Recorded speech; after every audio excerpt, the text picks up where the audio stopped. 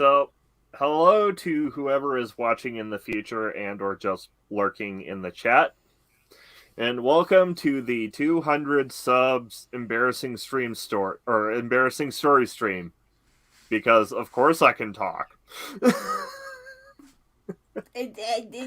Try say that again at the end of this stream.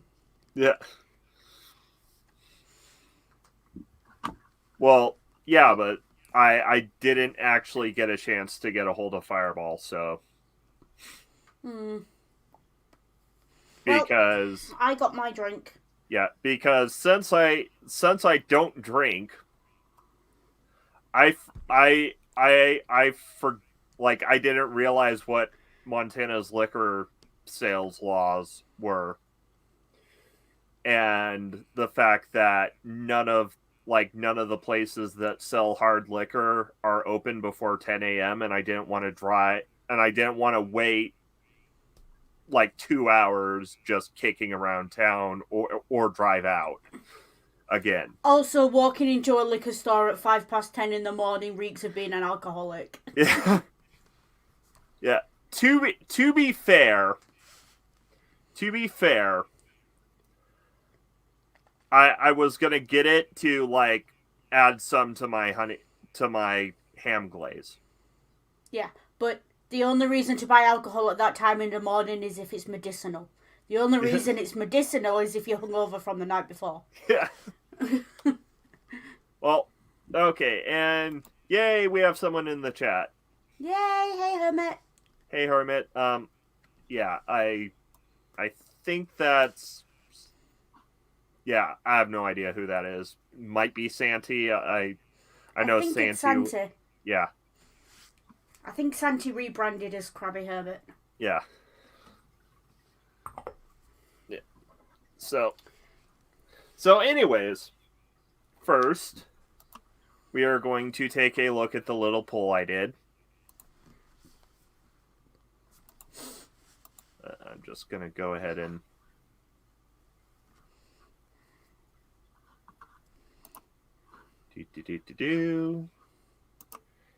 Just going to do some text stuff. Santi.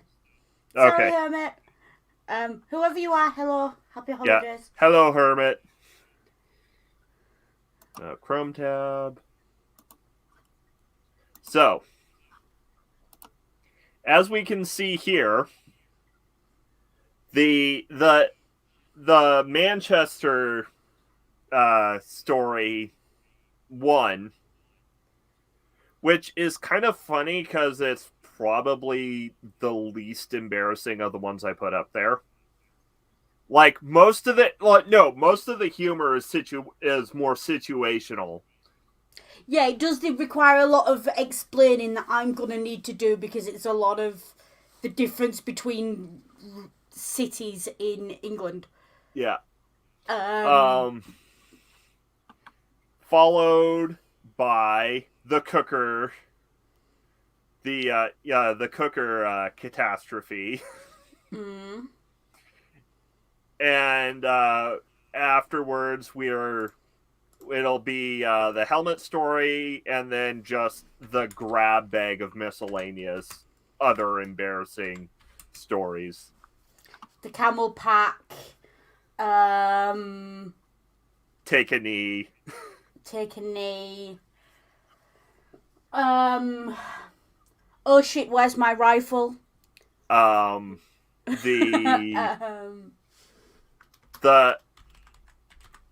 the Clark Fort got a nat 20 on its pickpocket. Just that whole story of that day is just hilarious from start to finish. It's just so us. Yeah. So. Screenshots. Just all the screenshots. You and your print screen button. Me and my print screen button, but I have the evidence. Boop. Actually, let me go into my Google Drive, see if I can find the folder. I'll have to quickly rename it because it's got your real name on it, but I'm sure I have it.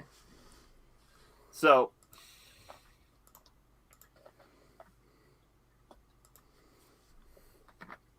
So the story takes place in the balmy summer of 2016.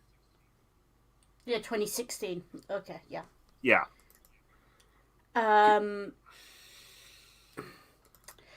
Right. A few things you need to know straight away. Yeah. I'm from Bradford. Now, in Bradford, we have 2 train stations. We have Bradford Interchange and Foster Square. But Bradford Interchange is called the Interchange because in British English, an interchange is where basically they've built a bus station and a train station next to each other, i.e. you interchange between modes of transport. This is what this means. I have never explained that to Ring because it's not something that it's like Panto, trying to explain Panto. You can't explain that, you just have to show someone it. Given the fact that America's public transport has been gutted down to a skeleton since the 20s. Yeah. Should also point out that in England, a bus is like those little ones that go through the city and stop off every 10 minutes down the road or whatever, every 5 minutes. Not a big Greyhound. That's a coach. Yeah. Not a bus. That's the difference. Now, we were, at the time, talking about Ring coming to live here. And... because there was a giant orange-shaped impediment to me ever wanting to go to America at the time. And the best way... Orange-shaped? Orange-coloured. Yeah. Some will call him A, some will call him B. Bit of this. And, the one who would eventually do a treason. Yeah. Eventually, you say, like, it wasn't treason that... Not going there. Right. So, Ring was looking to get a student visa to come over here. Because I wasn't earning enough at the time to sponsor them. And we weren't married. And I had a big, nice, juicy GI Bill to use. Yeah. Ring had the GI Bill to use. So we thought, cheapest and quickest way to get them over here for any length of time is a student visa. And then we've got 3 years while they're studying to save up to get them a spouse visa. That was going to be the plan. Yeah. And so we found a few universities and stuff, and they're all asking for the same thing. Foreign students have to pass a test to prove their English proficiency. Yeah. Now, the first cock-up we made, granted, what we didn't realise is that most of these universities wanted it from English second language students, not Americans. Yeah. But one of the universities on an open day we went to said you need this test. Yeah. And the nearest testing centre is Manchester. Yeah. And Manchester is about, I think it's about 70 miles away, 40 miles away, something daft. Yeah. It's something to note. It's like an hour's drive. It's something to note. Yeah, it was like an hour away. Driving at 70 miles an hour. So yeah, about 70 miles probably. Yeah. 50 miles or so. And I said, listen, I don't drive. My dad was busy, couldn't drive you. Yeah. So I said, okay, we'll get you a coach over. It'll cost about 12 quid, if that. I think it was about a £5 in the end, wasn't it? Yeah. Got you on the coach over, dropped you off at the bus station, and all you had to do was from there, make your way to the test centre, and I found you the bus route online. Yeah. I got you all the instructions on the bus route to get to the testing centre, and then from the testing centre, same bus back to get your coach home. Now, that's all you had to do. Now, on the way to the testing center, I got so focused on trying to figure out which stop I got off of, I accidentally got off 2 stops late and had to walk back. Yeah. Yeah. But I did allow myself plenty of time to get lost. Yeah, I think you still got there an hour early. Yeah. Even after getting lost. Yeah. Now, Manchester, I will grant, Manchester is not an easy city to navigate, especially if you're not from there. I've been to Manchester a few times, and I plan in extra time to get lost if I'm going to Manchester. Yeah. And I grew up an hour's down the road. Yeah. It's not an easy city to navigate if you don't know where you're going. It's because Manchester was one of the cities that exploded during the Industrial Revolution. Which means that it's essentially a late. It's a 19th century city. Yeah. But then in the late 20th century, Manchester has had a boom again because it's got universities and other stuff. You know, it was very run down for a while, and then it's picked back up. And rather either famous or infamous. Football club, depending on how you look at it. 2. And it's just really not easy to find your way around Manchester if you're not used to that style of architecture. One minute you'll be looking at a building that's 300 years old, and right next to it will be a giant glass monstrosity thrown up in the last 5 years. So, yes. It is a jumbled mess. I mean, it really is. Yeah. And fair enough, but, you know, when I give you instructions of this is where your bus goes, this is where you get on, this is where you get off, this is where you turn. I even got Google walking instructions and double-checked on Google Maps that they were right for Ring. Yeah. So, now, I get to the test. Now, this isn't the embarrassing part, but I'm going to continue with this bit because it is funny. It is funny. Yeah, so I get to the testing center. And the most, like, every time I go up to, like, you know, to the registration, I always get essentially this question. Especially after I open my mouth. What the fuck are you doing here? Yeah. Now, this was good practice for Ring because the plan was, at the time, was for us to live in Bradford and Ring to study in Leeds. Yeah. Ring was going to have to get used to very quickly being the whitest face in the room. Yeah. Which I think that was a bit of a culture shock for you when you went that day. Oh, yeah. No, yeah. I was the only white guy in the room. Yeah. Like, who... okay, I was the only white guy taking a test. Yeah. So you take the test. Yep. And then you start making your way home. Yes. And I know this test is due to finish at such and such a time. Yeah. So I'm watching the clock from here in Bradford. And I get this message. I think I'm going to miss my coach. Okay, what did you do? So, I accidentally, like, so I can't remember exactly. It was one of these two. It was probably a combination.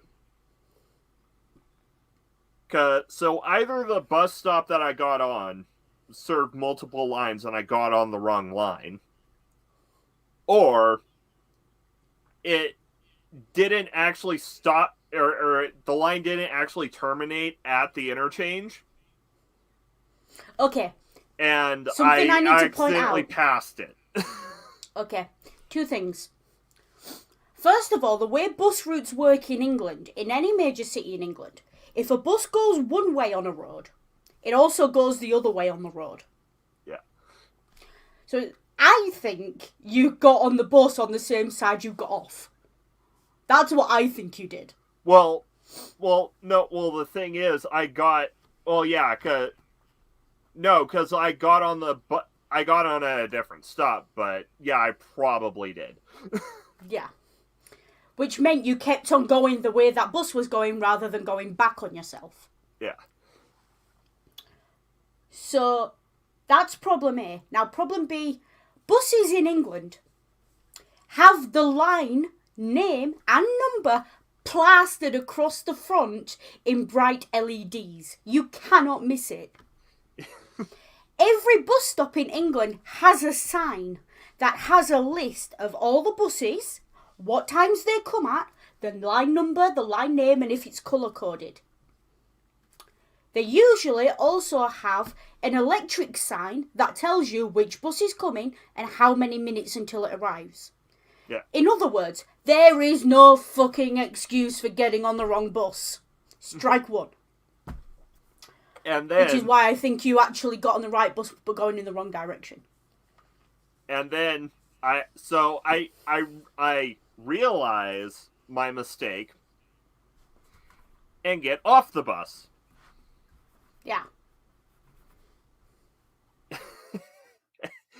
And proceed to like walk in circles and bus hop for like another hour until I finally figure out how to get back to the interchange.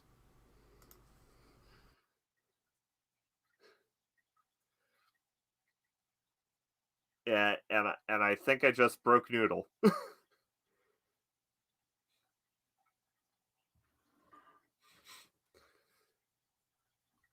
Oh. What? This is what StreamYards doesn't like me. I'll be right back, folks. Yeah. Well, we know it's going to be a good stream because there are technical irregularities. Okay, I don't have any audio. Oh, of course. Okay, do I have audio now? Speak. Do I have audio? Yeah, so that, like I said, no, this is going to... you can hear me. Give me a thumbs up if you can hear me. Yes. Right, cool. I don't know what my technology is doing. It doesn't like me. Yeah. Unless you have a friend who is directionally challenged in a country that drives on the left side of the road. Totally understandable. I've seen it before. Glad you laugh about it.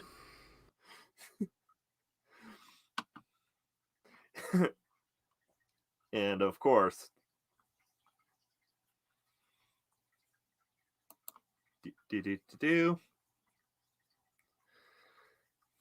so, but luckily, I did actually manage to catch, like, I think it was the last coach. From Manchester back to Bradford. And, so I managed to not have to, like, sleep on the street in Manchester like some kind of hobo. Because I was, brain. Yeah, because I was directionally challenged at the time. Mostly just talking to fill time while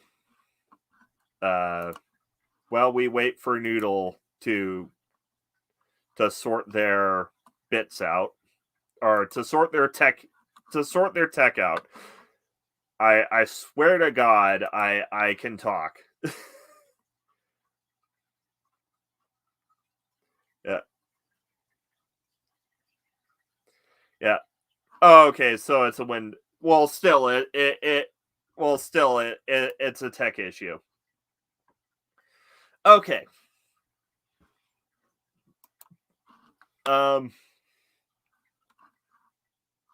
So that was the Manchester incident, or as I put it in the poll, Manchester Misadventures, or rather. Oh, the Manchester story's not finished yet. It is not finished yet. Where did you get to? How after a couple hours of walking in circles and bus hopping, I managed to make it to the coach just barely in time. Yeah, no. Here's what happened. Ring hailed a taxi. Do you remember this? No. Do you remember me saying to you, hail a taxi, it's the black cars? I remember this bit, because basically, you were using a bank account I don't use because you didn't have a bank account in the UK. Yeah. I sent you money to that bank account. I told you, go to an ATM, take the cash out, get a cab to the bus station. I specifically said bus station. Ring, because Ring doesn't understand British English, and because Ring thought they knew something about something, got in a cab and said, take me to the interchange. Because in Bradford, the bus station is called the interchange, and Ring decided that Manchester and Bradford must be the same. Guess what, folks? Manchester has 2 bus stations. One that's a bus station, and one that's an interchange. Guess which one Ring got dropped off at? And then I get a phone call. I'm at the bus station, but it's not the right bus station. And I said, did you ask the taxi driver to drop you at the bus station? This is after the driver has driven you well out of the town centre and you've realised something's not right. And then you say to me, I asked for the interchange. And that's when I was just like, what the fuck have you done? I don't know Manchester. I don't know Manchester Interchange. I don't know what building you've been dropped off at.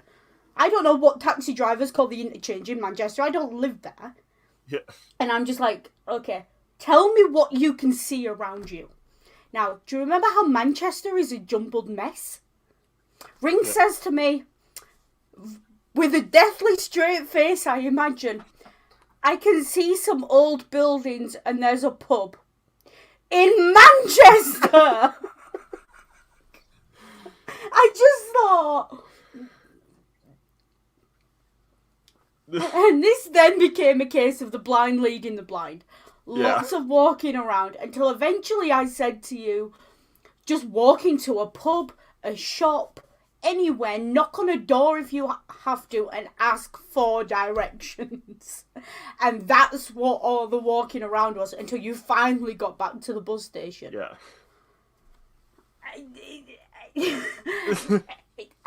I for anyone who's not familiar with Manchester,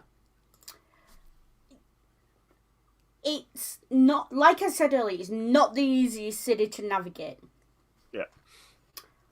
But it has that very unique British style of big in the Industrial Revolution, went kaput, came back because students arrived. That's kind of Manchester's timeline. And a lot of northern towns are like that. Ex-mill town, you know. So for a lot of old buildings and a pub could be a description of pretty much any street in any city north of Folkestone. Like, it's basically the whole of England. Yeah. You could probably use it to describe most cities in Scotland and Wales as well. It's not a good description. Yeah. So I'm sat here now and I'm watching the clock and I'm like, you need to get for the coach. You need to get for the coach. Yeah. And Ring eventually calls me and says, I'm on the coach. And the first words out of my mouth, because I was so stressed, were, are you sure it's the right coach? Because if you go to Liverpool, I'm leaving you there.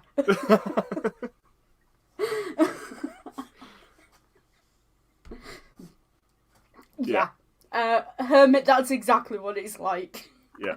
And I was genuinely worried until Ring arrived in Bradford and said, I'm coming to get on the bus to come to you.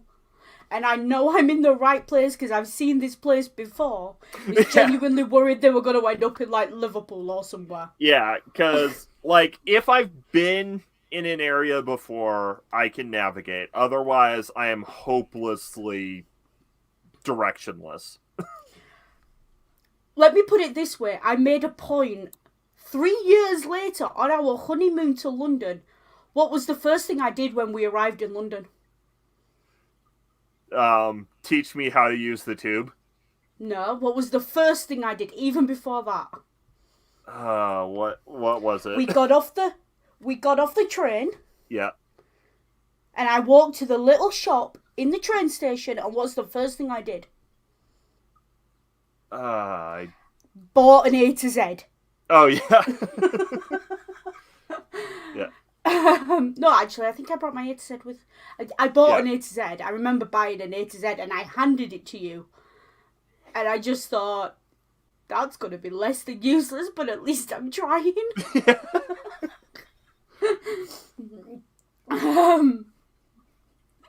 So, yeah. That's the Manchester misadventure. Yeah, that is Ring Alone 2, Lost in Manchester.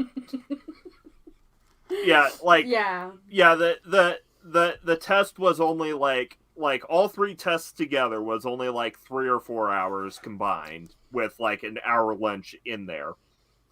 I spent the entire day in Manchester. Scummer's just said it could have ended badly if Ring had landed in Liverpool and asked, "Is this Manchester?" The problem is, if Ring had have landed in Liverpool, Ring would have never made it out of Liverpool, because there is no way I believe Ring would have understood the Liverpool accent. And they wouldn't have understood Ring. Oh, yeah. So that would have... Yeah, I'd probably sound too Canadian for him.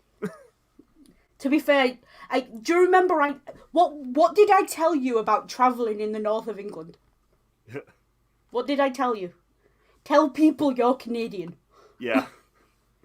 Well, no, because... Well, also remember, every time whenever I'd ask someone where they think I'm from, they'd tell me they think I'm Canadian.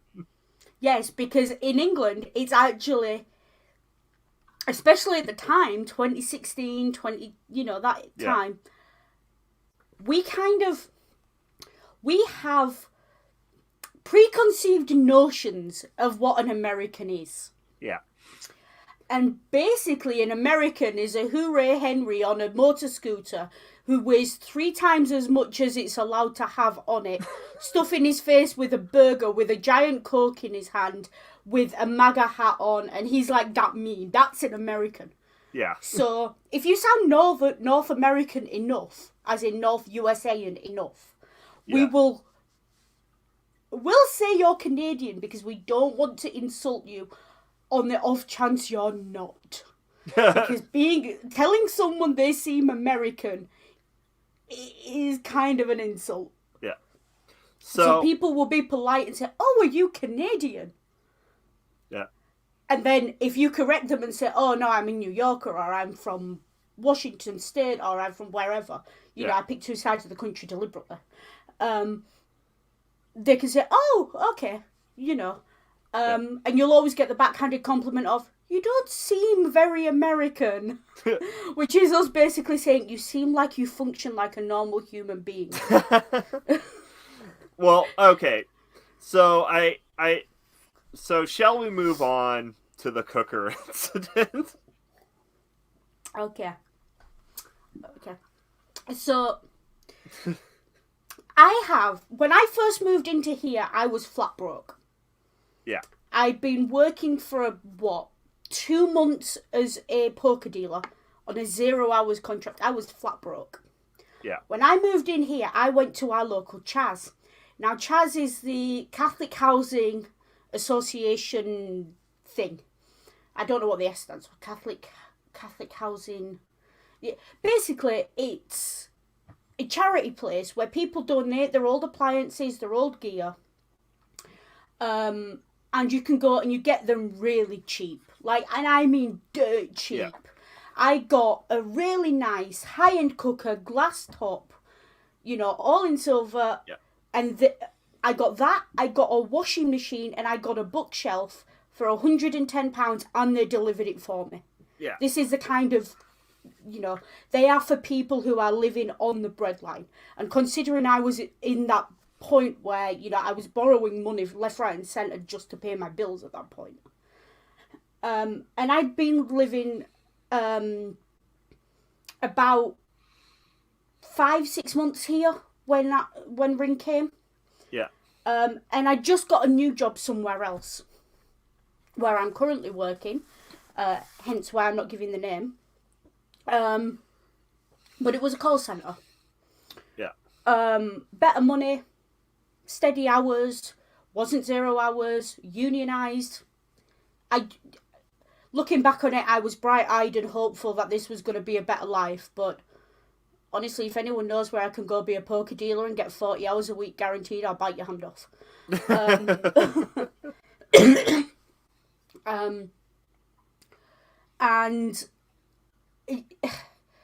So I've been working, and Ring's been here now about 2 months. Ring's staying for 6 months. This is what Ring's done. Ring's come on and opened for 6 months. 3 months. Sorry, 3, yeah. Yeah. And Ring's come. And I get this message on Facebook that I check on my lunch break. You're not going to like what I have to tell you. And I'm just like, okay. And my immediate response was, what did you do? And I get this photo sent back to me. And it looks like someone has thrown a brick at a car windscreen. That's what it looks like. Yeah. And I'm looking at the picture and I'm like, what am I looking at here? And Ring says to me, that's the cooker. What? Why does my cooker have a hole in it, Ring? Yeah. So here's what happened, right? While I was staying there, I had gotten into like working with clay and, doing little clay painted stuff. And so, and because I'm tall, I stuck some of my paint supplies on the highest shelf, like on the top of the cabinets in the kitchen. Right. So my kitchen, the cooker's dead ahead in front of you. I live in a single bed council flat. Cooker's right in front of you. On the right hand side there's a worktop. I keep the microwave in the corner, and above it there's a single cupboard with about a foot maybe of space between the top of the cabinet and the ceiling. Yeah. Maybe half a foot. Yeah. Yeah. And what I kept up there was literally an empty box of my kitchen knife set. Yeah. So. Okay. So I go to get my painting supplies, and I'm not quite. I'm tall, but I'm not quite tall enough to reach it. So I step up on the counter, and then I slip. And then I fall slightly, and my knee goes through the glass top of the cooker. Luckily, I was uninjured. Yes, you were wearing jeans. Yes. Now, to this day, that is the first time I have heard that you were getting down your painting supplies from up there. You told me you were trying to clean up there. Oh. Right. Okay. So I've got this, and I'm looking, and I'm okay now. And I'm like, okay, so, and because it's an electric cooker, because I don't have gas here, I couldn't get a gas cooker. It's an electric cooker, which means once the glass has fallen down into the electrics for the top, the oven's useless as well, because I'm not turning that oven on. Anything could happen. I ring my dad, I say, can you go over to mine and have a look and see what the hell's gone on? My dad comes over, I get the phone call from my dad, what the fuck has your man done? With the exact words I got, I was just like... I get home, I see this cooker. Ring, bless you, has cleaned up all the glass and everything else and cleaned up the mess. Yeah. I didn't have to clean the kitchen till Ring left because they were still feeling guilty. It's very good. I recommend it, but not at the cost of a cooker. Now, so we are now without a cooker. We have a microwave to cook food in. And I'd only been shopping the day before, but I don't buy ready-made food. Yeah. Ring will tell you that's no. I buy ingredients. Yeah. Always have, always will. So, and then I'm looking and I'm just, okay, so I need a cooker fast. Catholic housing haven't got any more in. And I find, and I end up buying the stereotypical council house cooker. And anyone who's British and Northern knows which one I'm on about. It's the white one with the 4-ring top and the grill oven combo underneath. It looks cheap and nasty. It's not, it's a very entry-level cooker. It's £300. The same cooker for the one that Ring fell on to buy new was £800. I'd got it for 60, so, and to put this into perspective, Chaz don't sell garbage. It was fully tested before I got it, and the washing machine I got from Chaz is still the one I'm using. Yeah. 5 years later, so it wasn't, it was a good cooker. So the new cooker comes, and I deliberately, as we were cooking, as we were getting ready to buy this cooker, I'm searching deals. Can I get a student discount? Can I get this? Can I get that? Trying to find a thing. And then I deliberately, there's one point where I'm shopping and I'm looking at these cookers.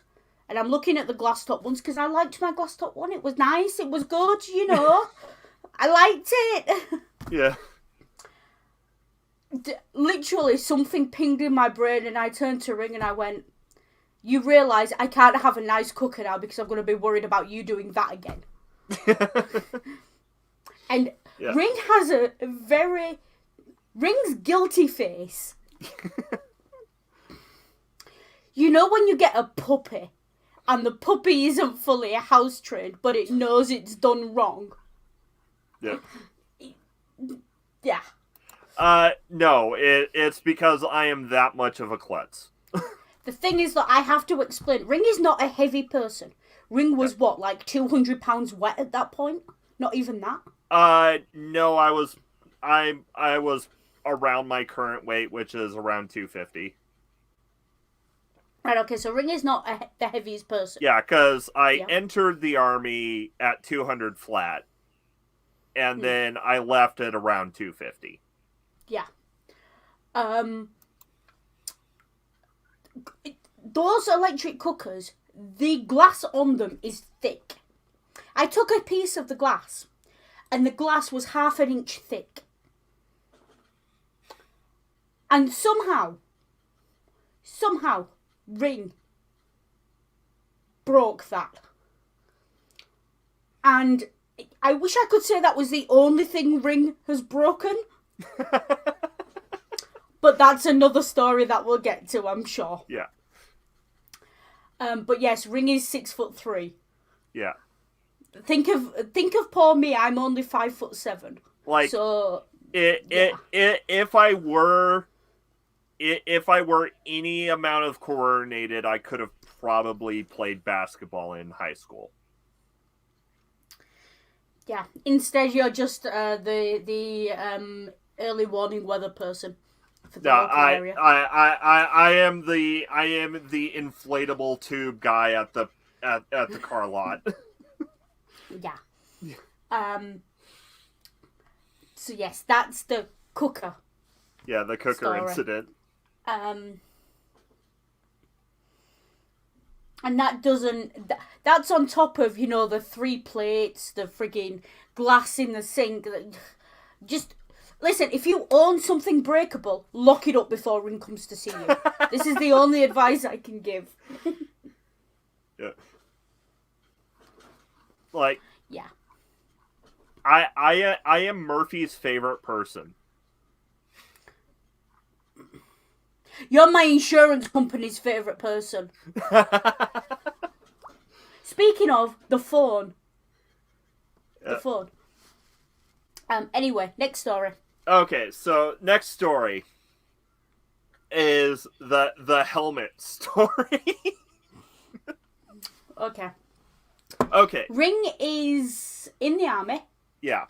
So He's at base in the US. yeah. So and preparing to ship out to Afghanistan. Yes. So background. I go through basic in AIT. Now in basic, they do teach you how to assemble what gear that you need to assemble. And but the thing is, a really neat little hack is you put it together once and then don't touch it until you take it apart again to turn it into, the issuing station. And in AIT, since I went to nerd AIT, I didn't really get much combat gear issued to me. Yeah, your combat gear was a mouse pad and a coffee mug. Yeah. So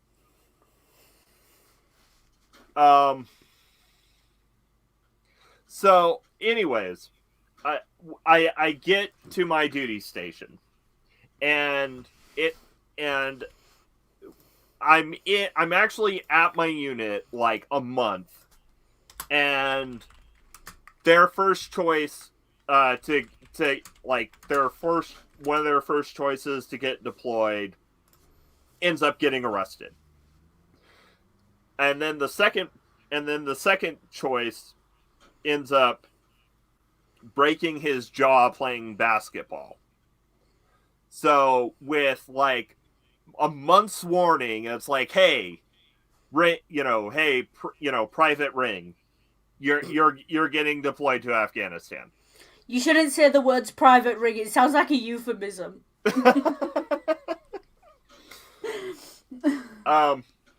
So I get.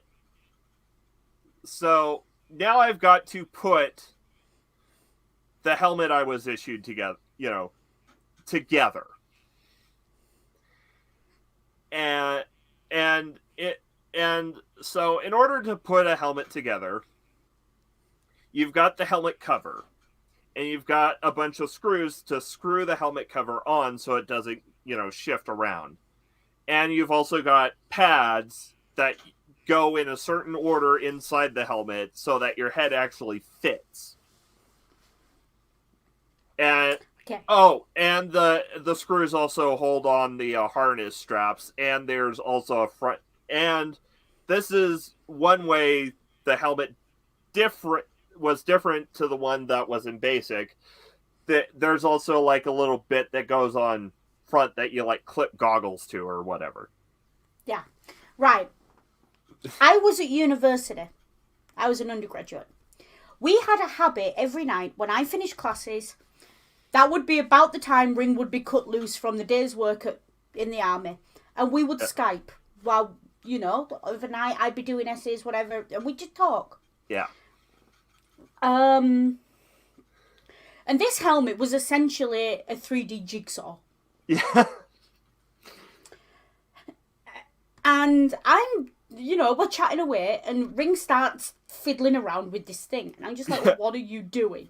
And Ring's like, I have to build my helmet. Okay, cool. Fair enough. Now, remember, so keep in mind two things. One, the last time I had put together a helmet was like 6 to 8 months before. And two, I'm not very good with fiddly bits. Okay, Ring, stop trying to make excuses. You will not come good out of this story, I promise. There is no amount of excuses that justifies this story. Right, especially the way it ends. I'm going to Sorry. Technical issues, please hold. Yeah. Okay, so Ring's fiddling around with this thing. Yeah. And I'm on Facebook. I've done for the day. I've done my reading. We've chatted about the news. And we just I'm just watching Ring fiddle with this, and I'm like, Ring. I'm like, yeah. And they're umming and ahhing, and they're one of these very vocal people when they're doing something that they're focused on. They're like, oh, that goes there, and I'm watching this, and I'm looking at my watch, and I'm thinking, 20 minutes to build a helmet. Okay. I'm like, Ring, are there any instructions for this thing? And Ring's like, no instructions. It just came like this. Okay. Yeah. Another 20 minutes. And Ring's, okay. And it's still no more built than it was 20 minutes ago. Yeah. Phrasing. And, phrasing. There's a lot, yeah. And then Ring's like, that goes in there, and then no, does that go that way or this way? And they're vocalising all of this, and it's the funniest thing I've ever seen. Yeah. And I start typing away, and Ring's like, what are you doing? And I'm like, nothing. I'm just working on an assignment. It's fine. What I'm actually doing is typing out everything Ring's saying word for word. Yeah. Then 10 minutes later, Ring goes, I think I've got it. And we get jazz hands. Yeah. And then, oh no, I haven't got it. That bit doesn't fit. And then they take it all apart and start again. And, you know, an hour and a half I sat and watched you fiddle with that thing. Yeah. Until eventually you went, it's done! And you put it down and you went, yay! And I went, finally. And I've got this, and it's a long, the things you're coming out with. And then I said, you know, it would have been really useful if they gave you instructions for that. And you're like, yeah, I know, dead straight, sit. Yeah. And then, not like... 2 minutes, I need to use the restroom. And as I'm coming out, in the middle of the floor where the helmet used to be, I find a sheet of instructions. After I had asked you 4 times, Yeah. there must be instructions with this thing. Yeah. And I just... I don't care how not good with fiddly things you are. Yeah. There were instructions! And the thing is, the instructions, Ring is a size 13 shoe. Yeah. The instructions were printed on a piece of paper that was, I presume, folded up. Yeah. You had your foot on it the whole time. Even to the point where part way through that conversation I said to you, look on the floor, see if the instructions have fallen out. And you looked and you still said there are no instructions. Yeah. You even tried Googling it at one point. Yeah. So it wasn't the male eagle thing, because I did try and Google it. Yeah, Ring tried Googling it, tried looking up YouTube videos. Nothing. Just nothing. As you'd expect for military hardware, because who the hell's putting that on Google? Yeah. And I just...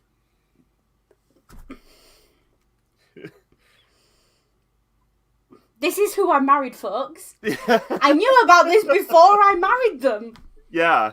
That was like either right before or very close after we actually started dating. Yeah. Also, for the record, that is exactly why you never get to wear a corset. Also, it's exactly why I can't wear a corset. Because just imagine the fiddly bits. Oh, speaking of, okay. Let's go for a wild card. The dress. When I went to the party in the dress. Yeah. It was a Christmas do for work. Yeah. Do you remember this? The red dress with the zip? I knew this dress. Yeah, it's a nice dress. Yeah. I said, can you help me with the zip? We weren't strangers to each other. It wasn't like Ring saw me in this dress and had the light bulb flash moment that men where they just go gormless. Yeah. That wasn't what had happened. I walked in, half dressed, hair a mess. Can you pull the zip up on my dress, please? I can't reach it. Yeah. 4 attempts to pull a zip up.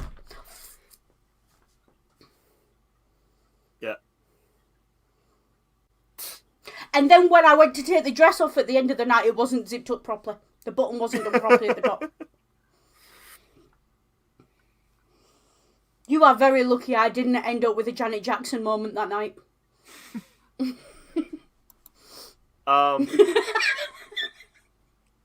So, not exactly an embarrassing story, but after I did get out of the military, my terminal leave had ended like maybe a day or so before this. I get a call from a recruiter, either for the National Guard or the Reserve. I don't remember which, and it doesn't really matter. And it's like, hey, have you thought about going into the Reserve National Guard? I'm like, well, see, the thing is, I was recently diagnosed with epilepsy. Okay, have a nice life. Never heard from any recruiters since. It's a great answer. The other answer is, I'm about to marry a communist. Yeah. Yeah. I've got a friend, totally totally off topic, but I have a friend who literally was being bugged by recruiters in high school. And one day they answered the phone to the Marines, where all their friends were in their house. And one of their friends answered the phone, and they shouted out, "Tell them I'm a communist." To this day, that person still hasn't had any recruitment phone calls since.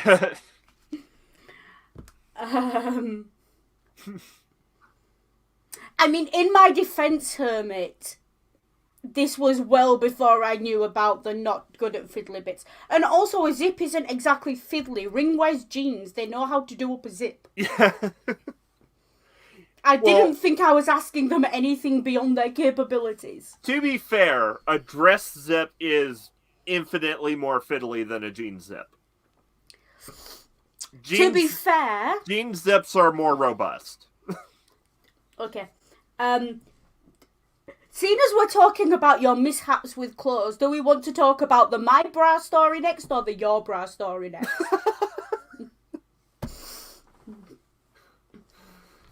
You know how everyone thinks that those born AMAB are magically capable of unfastening bras? They're not. Yeah. They're not.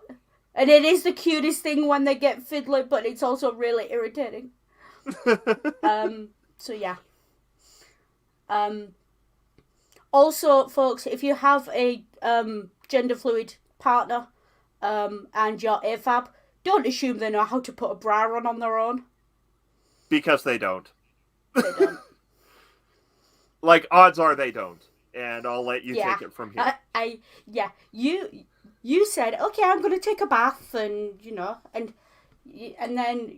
like, I'm going to try these clothes we bought, and we bought you a bra and we bought you some nice tops, and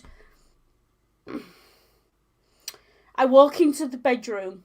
What are you doing? I can hear banging. What are you doing? And I swear, it's like, you know when you see those pictures of kittens wrapped up in thread? And it's like somehow you had the bra on, but also your arm was in the body bit and your head was in the other. So I untangled you and I was just like, show me how you tried to put this thing on. And what you had done, you'd put your arms through the arm bits, which, logical. Yeah. But then you decided that you were some kind of acrobat circus person, and you decided you were going to try and fasten a bra behind your back. Yeah. Now, folks, that is not how you put a bra on. That is not how any human being puts a bra on. Yeah. And don't forget, bras are fiddly. So we already know rings down for two here. Yeah.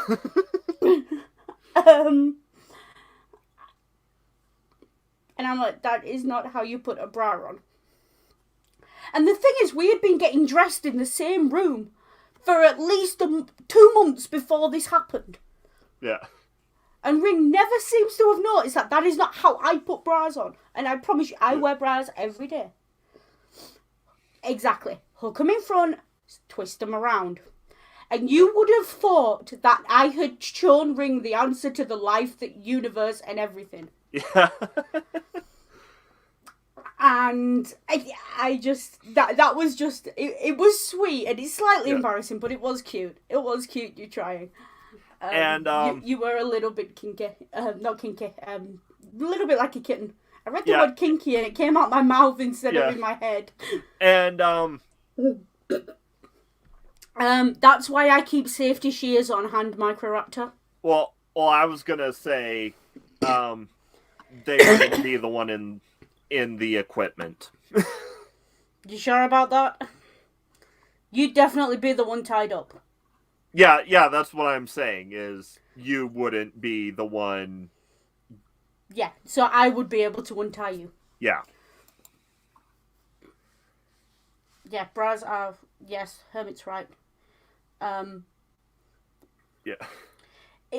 I need to know how Hermit knows about removing a bra while driving and whether it's their own bra or someone else's. Now, so I think it's time for the Take a Knee story. No, I have another clothes-based one first. Okay. Utility uniform.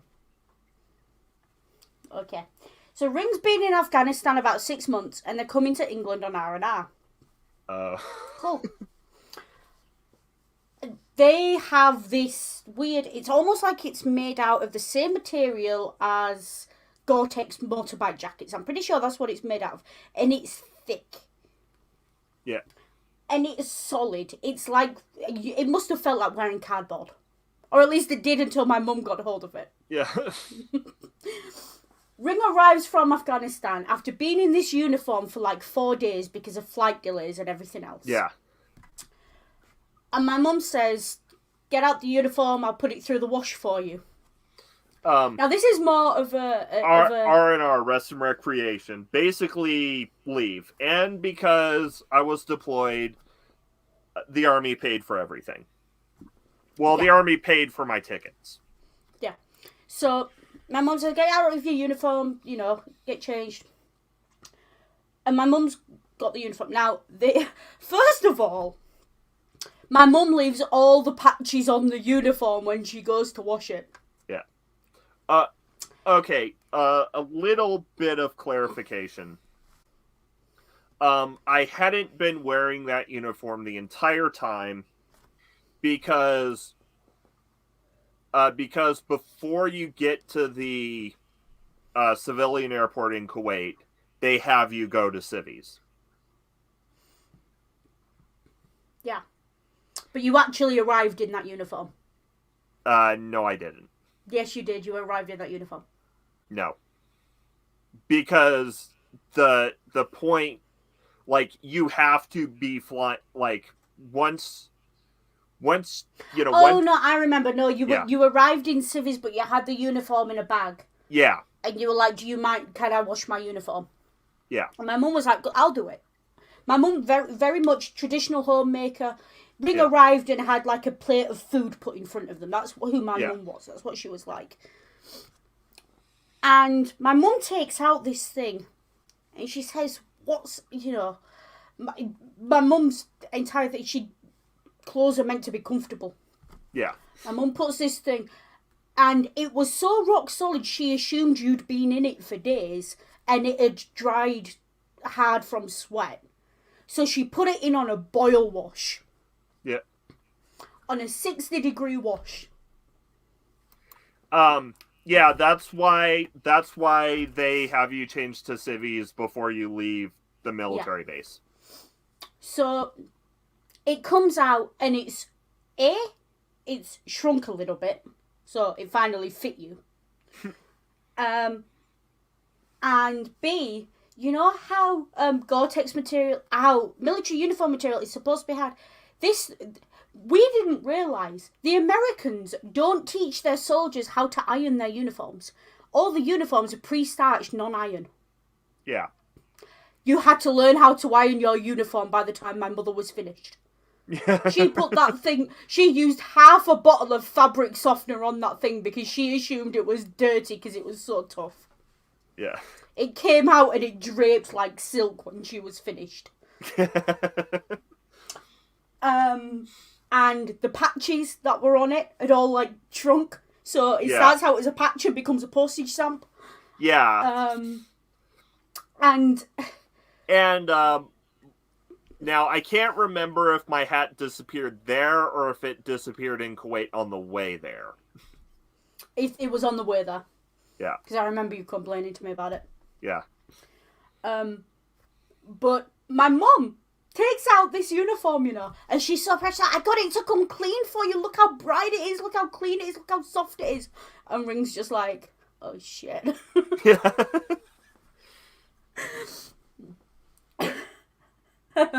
So, yeah, that was my mum. But that will teach you, Ring. Never, ever, ever hand a military uniform to a civilian without watch instructions.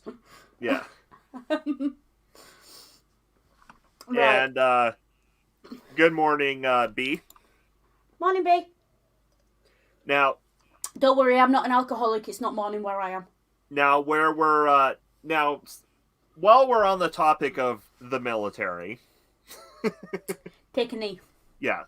So I'm in basic, right? And I get like either a spider bite or an ingrown hair or something like that. Now, very important detail about basic is you are allowed to have the absolute bare minimum. Like, you're not even allowed to have Band-Aids in your stuff. Like, all... Yeah, like there's a story, to put this into perspective, AFAB soldiers aren't allowed to have their own sanitary stuff. They have to go, like, ask for it or whatever. Yeah. And so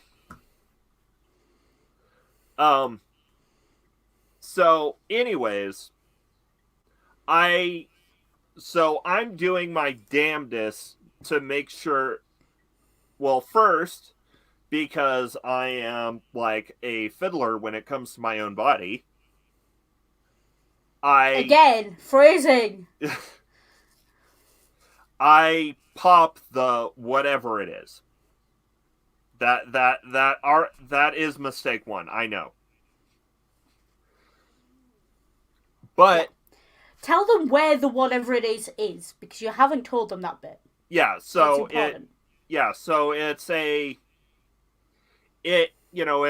like an ingrown hair or a spider bite on my knee.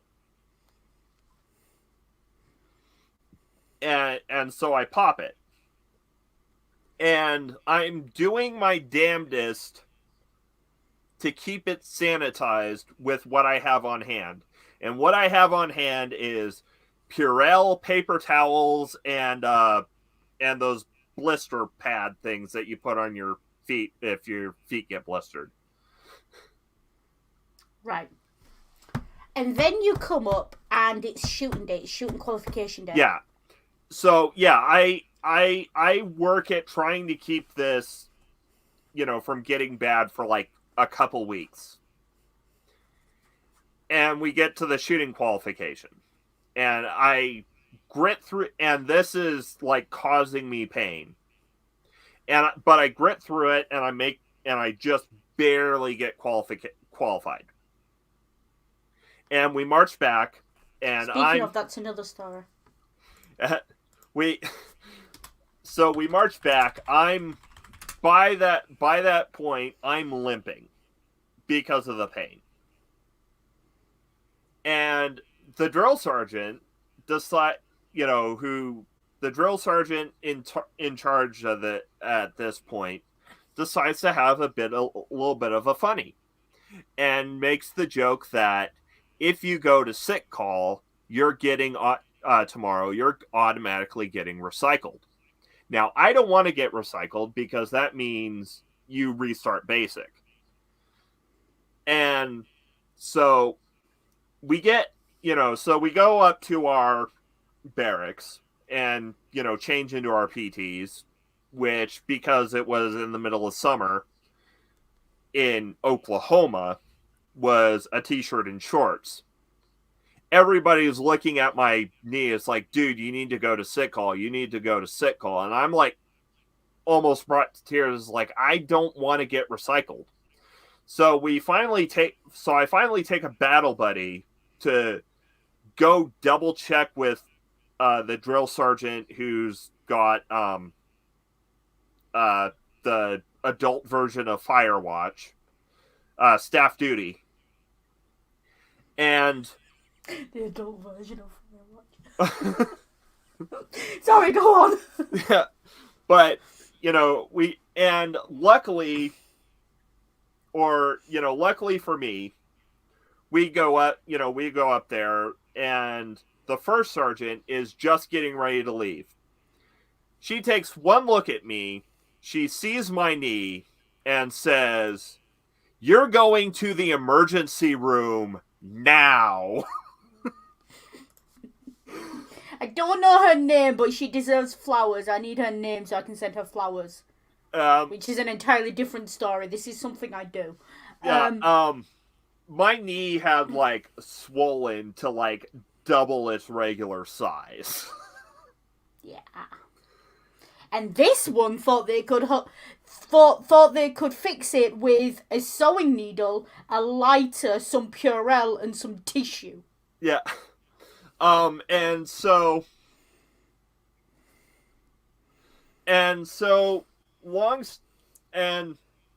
the good thing is, I managed to spend, like, 4 days of basic eating cheeseburgers and watching Animal Planet in a hospital without getting recycled.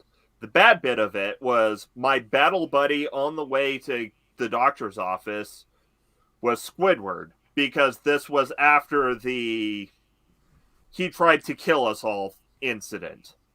Why did you take the dude who tried to kill you as a battle buddy? That seems counterintuitive at best.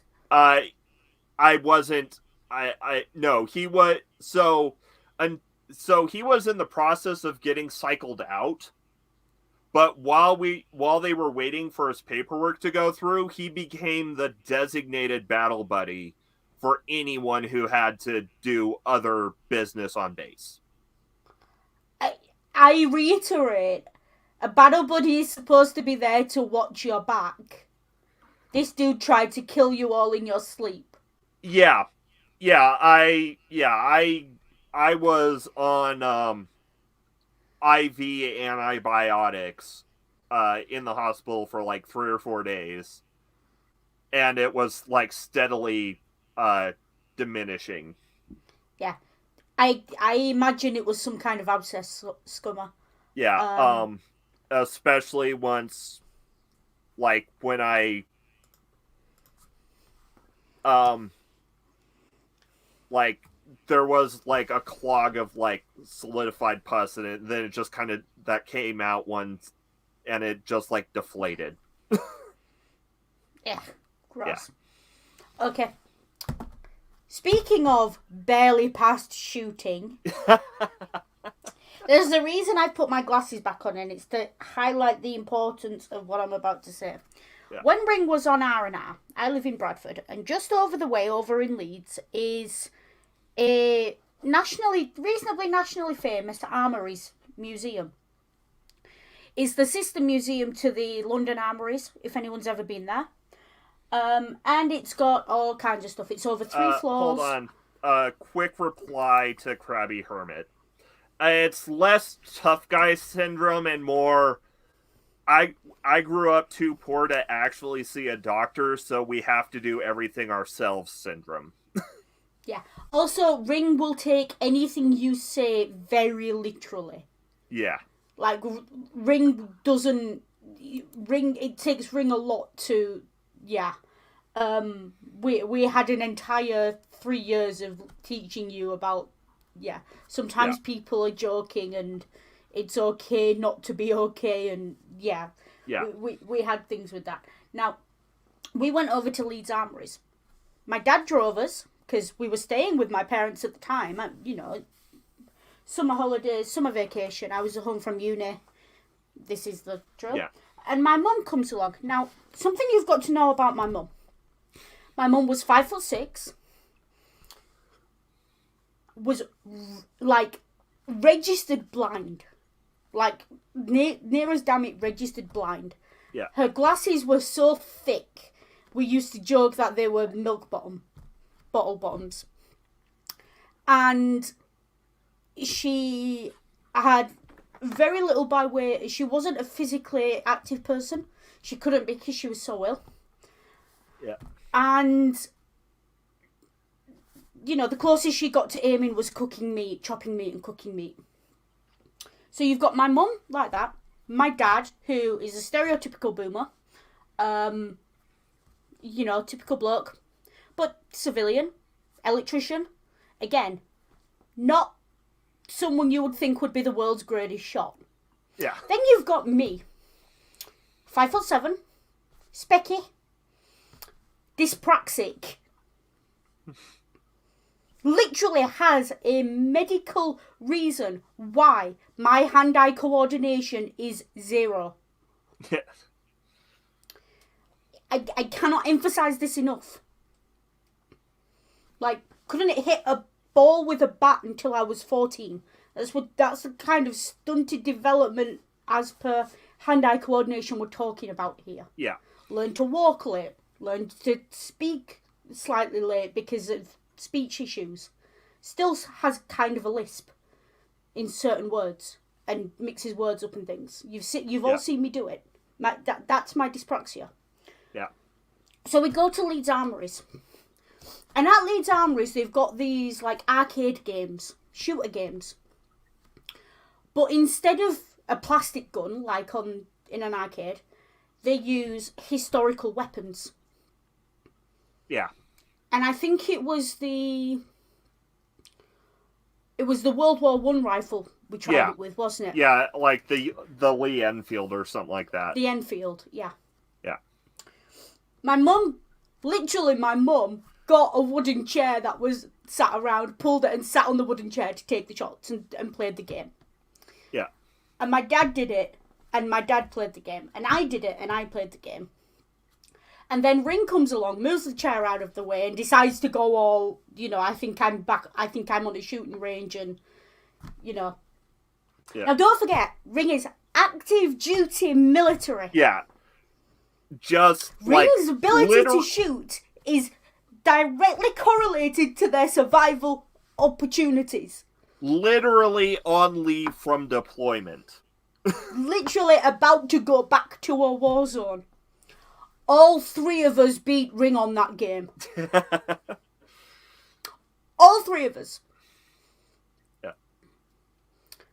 To the point, when I went to America a couple of years later and I spoke to Ring's dad, and I said, what on earth, why can my partner not shoot? Ring's dad literally said, don't blame me, I trained them to hunt, the army ruined them. Okay. The army ruined a lot of things, including Ring's neurology, which gave them the epilepsy in the first place, according to my theory. Well, yeah, my theory is it drew it out. Yeah. Yeah. The stress of being in the military drew it out. Yeah. No. Like, no. Okay. And Ring still couldn't beat the 3 of us. And I just... Do you know how frightening that is? Knowing that someone you love, someone you feel like you're probably going to marry, has now got to go back to a war zone in a soft uniform because your mother can't read fucking labels. Yeah. And now you find out they can't shoot straight either. Yeah. And do you know what Ring's excuse for not being able to do this game was? In the army, they don't test if we can hit a target. They test if we can hit the same spot more than once. This was the excuse we got. Okay, but if you're taking a shot, I don't want you to miss 6 times. I want you to hit once. If I remember right, my excuse was something laser screen refraction. Yes, also that was Yeah. Except, of course, that the game was literally corrected for that. Yeah. On the screen, because none of the rest of us had problems with that. And I have a squint. I have prism in my glasses. And even I've managed to do that. We have now established that Ring is neither the inspiration for MacGyver or American Sniper. And yet, you know, if Ring manages to put something together, they will say they MacGyvered it, and it's hilarious. Yeah. 12 years, give or take. Yeah. We met... Okay. Timeline reversal, explanation. We met online when I was about 16. Late 15, early 16. We were just friends for a long time. Yeah. I actually had a girlfriend when I met Ring. Yeah. You can see how that went. Yeah. Broke up with the girlfriend, got with Ring. And I think I got with you just before I turned 18. Which you were really freaked out about because you're American, and in America, 18 is the age of consent, and you were freaking out like, I'm dating someone underage. And I was like, dude, the age of consent 16 here, get a grip. There were other reasons for that freak out as well. But yeah. Yeah, given who you had to rescue me from. Yeah. Ring has a crazy ex, and that's a hell of a story, but I haven't had enough alcohol to tell that one. And ask me again in an hour. Yeah, and it's not really embarrassing. No, it's not. It's embarrassing for her. Yeah, and I wouldn't call her an ex, I would call her a stalker. Yeah, no. Yeah, granted, yeah, she thought you were in a relationship and you thought she was just weird. Yeah. Yeah, anyway. That's the Leeds Armory story. Now I have a list here. Where do we go next? Of course you have a list. Do you want to do War of the Worlds or do you want to do Camel Pack? Well, you know what? We just, since we're in army stories, and we just did the Take a Knee, I might as well tell the story about how Orson Welles, broadcast of the War of the Worlds, technically sent me to the hospital. Go on. So yeah, what Scummer said. Yeah. So I managed. Yeah. So what Scummer said. So timeline. I'd been back from Afghanistan for about a year, and the Ebola epidemic hits in Liberia. And Obama decides to send over the unit I'm part of to deal, at that time, to deal with the epidemic. Yeah, thanks, Obama. Now, I was pegged to get deployed, but because of the constantly crazy high pollen count in Kentucky, the fact that I'm apparently ridiculously allergic to grass, and probably some leftovers of the air in Bagram screwing up my lungs a bit, I was currently on an inhaler at the time, so I couldn't clear medical to get deployed. So I was on the rear guard team, sitting in the office doing, making PowerPoints for the people in Liberia because they needed to keep us busy somehow. And the unit was 100% focused on Liberia. Well, it's Halloween. I'm on the night shift. And we were allowed to listen to music while we worked, as long as the earbuds we had didn't have microphones equipped. So and we had to leave one ear clear. So I'm there, got my earbud in, and I decide, hey, it's Halloween. I'll listen to Orson Welles' War of the Worlds broadcast while I do my work. So I get working. The sergeant in charge calls a meeting, and he's across the room from my assigned work desk. So I pull the earbud out, and I go over. And, well, while the earbud did come out, the little rubber bit that goes on the earbud did not. And, of course, no one had tweezers on them. And, of course, because it was the night shift, everything everything on base was closed except the emergency room. So, I had to drive to the emergency room to get this plastic earbud piece extracted from my ear. The paperwork was literally more tedious than the treatment. Yeah, I'll bet. Yeah. So there's that. So Yeah. from now on, basically, Harry tweezers with Ring and don't let them near anything made of glass is what we've learned so far. Now, was the camel pack Afghanistan or was it pre-Liberia before they decided you weren't going? I feel like it was pre-Afghanistan. Well, maybe like. Well, remember, I was only actually at my unit for like a month before I shipped off to Afghanistan. Yeah, so it will have been after Afghanistan. Now, after we spent half an hour telling you about the helmet story. Yeah. So the last thing you would expect would be for another story with almost exactly the same outcome, wouldn't you? Yeah. But what happens is Ring gets this camel pack. Yeah. For those that don't know, a camel pack is basically a rucksack with a bottle in it, with a straw sticking out of it. You put the rucksack on, the straw comes around here into the mouth. Yeah. And it's for, like, when you're out on deployment or whatever. Yeah, it's for, like, for marches or hikes or... Yeah. It's also, because apparently it's a US Army special to buy things in bulk from IKEA. Not something that comes made up. It has to be built. Yeah.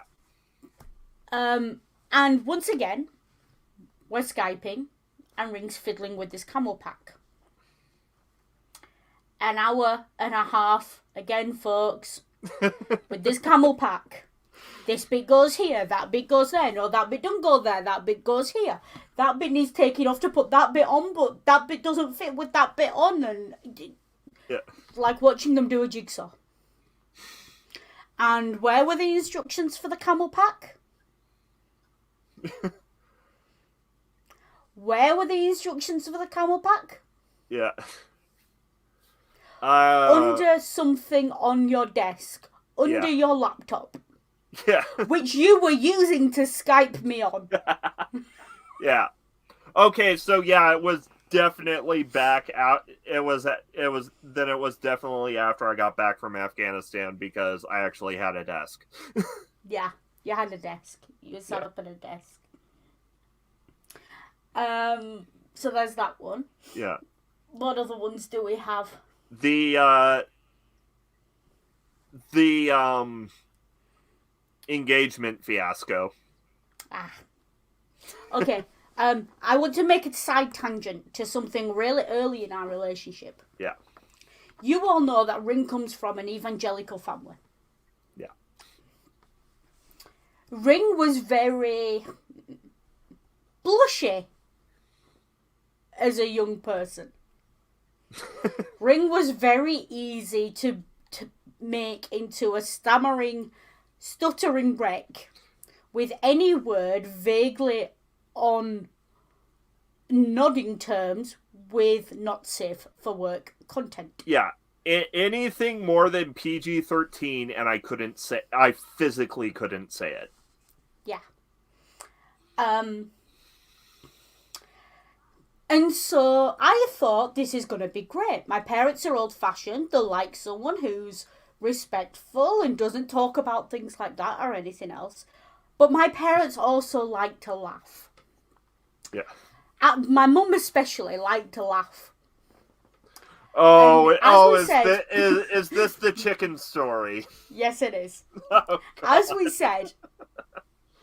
Now, my mum was Jamaican Indian. My dad's white, Polish, for those who don't know. It's an important part of the story. You'll see why in a minute. My mum was very much, she was a house mother. And so 2 days before Ring arrives, Ring's coming now, and my mum says, find out what Ring likes to eat. Okay, fair enough. This is expected of my mum. Frankly, I'm surprised she waited until 2 days before you were setting off and not 2 months before you were setting off. Yeah. And then Ring arrives in England. And my mum's cooked chicken and rice. Traditional Jamaican food. Yeah?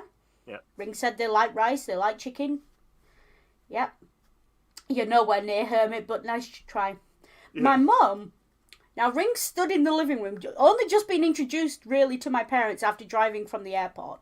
And my mum says, sit down, I'll make you something. I've got food. There's food in the kitchen. Are you hungry? And Ring says, yeah, sure, I'm hungry. She says, it's chicken. And he's like, cool. And she says, so, and her exact words are, so, are you a leg man or a breast man? Both Ring and my dad stop, look at each other, and then turn to look at me. And my dad passes the comment of, there's only one right answer to that given my daughter. Looking at my daughter. And I think in the best save I have ever seen, says the words, I like dark meat. With the biggest blush. Yeah. And my mum cracks up laughing. Yeah. My dad is just killing himself laughing. My dad literally turns to Ring and says, good answer, right answer. Yeah. And it's the funniest sort of 3-minute introduction.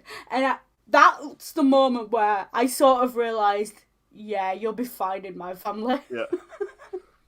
Well, but that blush and that look on your face, I just, yeah. Yeah.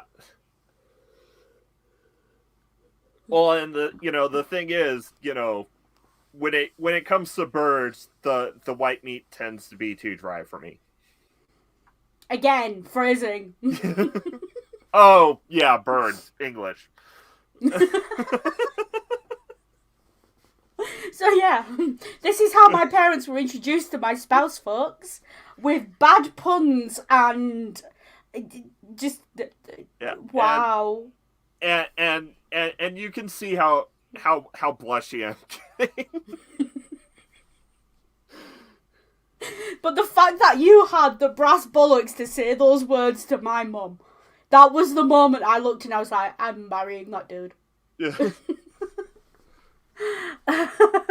Though, to be fair, my mind was, stuck in the most literal sense. Oh, yeah, no, the best bit about it was Ring said that with a totally straight face and didn't realise what they'd said until after my mum cracked up and then the blush came. Yeah. And that was just the best save I've ever seen. That was so smooth.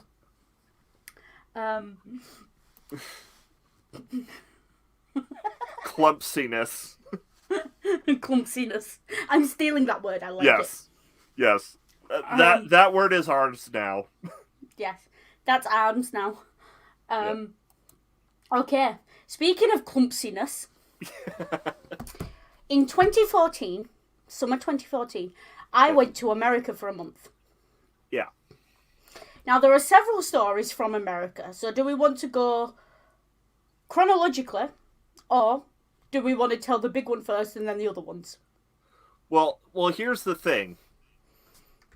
The big one is the only really embarrassing for me one, but I'll leave it up to you since we are technically on Noodle's choice. Right, okay. So, I arrive in America, and Ring is based in the south of the East Coast. No, I've revealed where I was stationed before. So Ring is stationed there. I'm an hour away from Nashville. An hour away from Nashville. And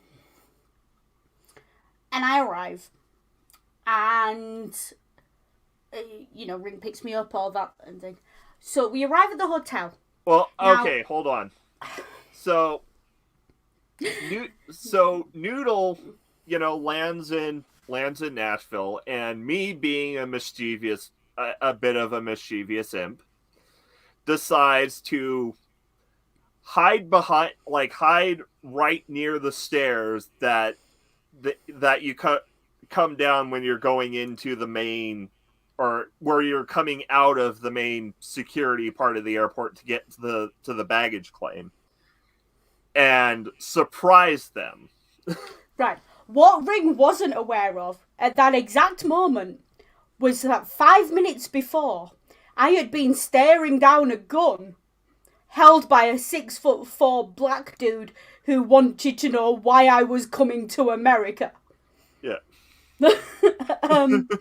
I had all kinds of snafu crossing the border. I had it at Dallas because I landed at Dallas, and then I had an internal connection. I had it at Dallas. Why are you coming to America? Yeah. And then when I landed where you were picking Dallas, me up, Dulles. Dallas. Yeah. Why would I fly to Texas? What? Brain. That's my dyslexia for you. Yeah. So I'd had that at Dulles, and then I had it again when I landed in Tennessee. All the same questions all over again. So I was hopped up, I was on adrenaline, and I was on gag. So like, shit, I've landed in a country with a lot of guns. And apparently they don't like British people. The thing is, because it was a height of summer, I'd been out in the sun in England. I was about 3 shades darker than I am now. Yeah. And I was already aware that certain Americans, and Americans with a certain mentality, look at me, and the first question out of their mouth in 2014, at the height of the war on terror, is, what religion is she? Yeah. Especially coming from Bradford. Coming from Bradford, yeah. Which I wasn't aware. Bradford is actually known worldwide as being a very multicultural city. I wasn't aware of this before then, because it's my hometown. Why would I be aware? It is what it is. I can get a decent curry on a night out. That doesn't... That's how that tracked in my mind. So I'm 20 years old. And it's important that I'm 20 years old, because this becomes an issue later. Yeah.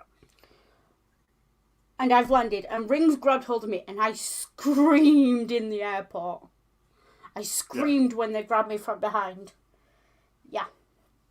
And it's a good job you brought Starbucks, because you needed to placate me after that. Yeah. Yeah, I screamed, and then when I realised it was you, I jumped up, and I think you nearly collapsed under my weight when I jumped up and hugged you. Yeah. But yeah, we arrive at the hotel. But yeah, there was a terrified scream, then there was an excited scream. Yeah. We arrive at the hotel now, and I'm hungry. I've been on a plane for 8 hours, and all I've had is reconstituted mashed potatoes. Yeah. I'm hungry. They wouldn't even let me drink on the flight because I wasn't 21. So not only am I hungry, I'm hungry. Yeah. Right across the hotel from us is a Chick-fil-A. And a Chipotle. Because I did give you, it's like, do you want to do Chick-fil-A or do you want to do Chipotle? Yeah. And I was like, I didn't know what Chipotle was. It just sounded like a made-up word to me. So I was like, that place looks kind of like KFC. Let's go there. Yeah. The Jesus chicken place. The Jesus chicken place, which I didn't. I was so tired and jet lagged, I did not even twig the name of what this place was. Yeah. So, we've arrived in Tennessee. Now, after I've left the airport, I'm not white. For those who haven't grasped, I'm not white. I'm mixed. And coming from Bradford, I'm used to being the lightest skinned person when I walk down the street. I'm used to a very big mix of white, black, Asian, Arab, Chinese, South Asian. And Bradford's a massive melting pot. And, of course, you're coming from the UK, where the idea of patriotism is stiff upper lip. Stiff upper lip and pay your taxes. Yeah. Yeah. Or it was at the time. And we weren't... the hotel I got was in the town, near the base I was stationed. Yeah. So we arrive in this town and every doorway's got an American flag over it. It looks like something out of an American war film. And I was for some reason, I had it in my head that American films weren't showing us the real America. Yeah. They were actually like sets and, it didn't track to me that anywhere could look as 1950s bleak America as this place. Yeah. And I was I couldn't get over the flags. And, even the hotel had a giant ass flag outside it. Well, and I was just like, this is... And then, first we stopped by Walmart to get camping supplies. Yeah. Now, for those who are not American, I cannot describe Walmart adequately. There are not many places in Britain where you can go and get a car tyre, your medication, tainting equipment, a gun, and food from the same store. Yeah. And I freaked out. I had a total freak out when I saw the guns on the thing. I was just like, why are you selling guns in a supermarket? What is this? What if the guns had sequins on it? Like, what's that for? The pretty pink BB gun. Yeah, like there was a pretty... I was just, what's that for? They weren't even in a glass case or anything. They were just there. Well, yeah, that's how I knew, that's how I knew it was a BB gun, because... But I didn't know that, because I come from a country where guns aren't so common. They're on the bottom shelf where a 5-year-old could reach them in the supermarket. Yeah. So I had my freak out about that. So a town near an army base is going to be plastered in American flags, because you've got to look patriotic for the soldiers, because that's where all your income comes. Mm. Like, even the hotel was like, what was it, a Best Western? Best Western welcomes such and such a unit to... Yeah, you know what I'm talking about then, Scubber. Yes, yeah. I was, pun intended, I was blown away by the gun aisle at Walmart. And the cash machines charge you for your own money out there. What's that about? So, yeah, anyway. We're walking to this Chick-fil-A. And I'm looking around. And there's me and Ring. Yeah. There's a black guy behind the counter. Fair. He looks about 19. He's probably, vacation job, whatever. Yeah. And I look around and there's a white couple. And a white family. And a white guy. And I looked at Ring and I went, Ring? Where are all your black people? The second after they say that, big old family of... A woman trailed by about 5 kids walks in. Yeah. And Ring just looked at me and I looked at Ring. And the poor woman must have thought... I don't know what she must have thought of us. I just cracked up laughing. Yeah. I was just like, I could not have made that up. Yeah. Luckily, the guy behind the counter had heard me say this. Yeah. and had obviously heard my accent, so realised that I was just, I didn't mean anything by it. Yeah. Although to this day, I realise I never met a Muslim in America. I never met a Muslim or an Arab in America. Yeah. This is you taking me from Hicksville to Hicksville, USA. Yeah. So that's that story. Yeah. And then there's the road trip. Yeah. Now, we were driving at the same time the Ferguson riots were happening. Yeah. Yeah. Because I remember my dad calling and saying, if you're driving through Missouri, are you anywhere near the riots? And I was like, Dad, we're like 200 miles away. That's like there've been riots in London and me asking you if you're okay. Yeah. And, so, we, do we want to do Wall Drug? Well, first, first we hit Illinois. Oh! The Illinois gas station. Right. Yeah. So, I land in Hicksville, USA. I land south of Mason-Dixon, and I'm just like, okay. We get to Illinois, and I start thinking, okay, cool. We're hitting the north now. There's going to be more integration. It's going to be less racist and everything else. So first, first thing in the Illinois. So we stop at the first Illinois gas station. Gas up, get some sodas, and there's a flag stand right next to a picture of Lincoln, because Illinois is the land of Lincoln. No, let me tell you this. You walk in, and smack opposite the door at the top of the wall is a portrait of Lincoln, framed. Yeah. And under it is the flag stand, with flags for sale. 90% of them. Yeah. One American flag on the stand, Yeah. The rest of them are Confederate. Confederate flags. I turned round and walked back out. I was like, I'm not going in there without you, they'll shoot me. Yeah. And then there was the woman. Yeah, this was after we hit Missouri, on the other side of Kansas City, because there was no way in hell I was going to stop in Kansas City. Which is valid. So, it is red hot. The temperatures are hitting, in English, they're hitting 46, 47. And I'm in a car, so it's basically doubled in the car, because it's basically a greenhouse. Yeah. So when we're travelling, I'm wearing a tiny strappy top and shorts. Yeah. I'm not wearing much at all, Yeah. And I'm wearing we've got, and we've got the aircon going pretty much full blast.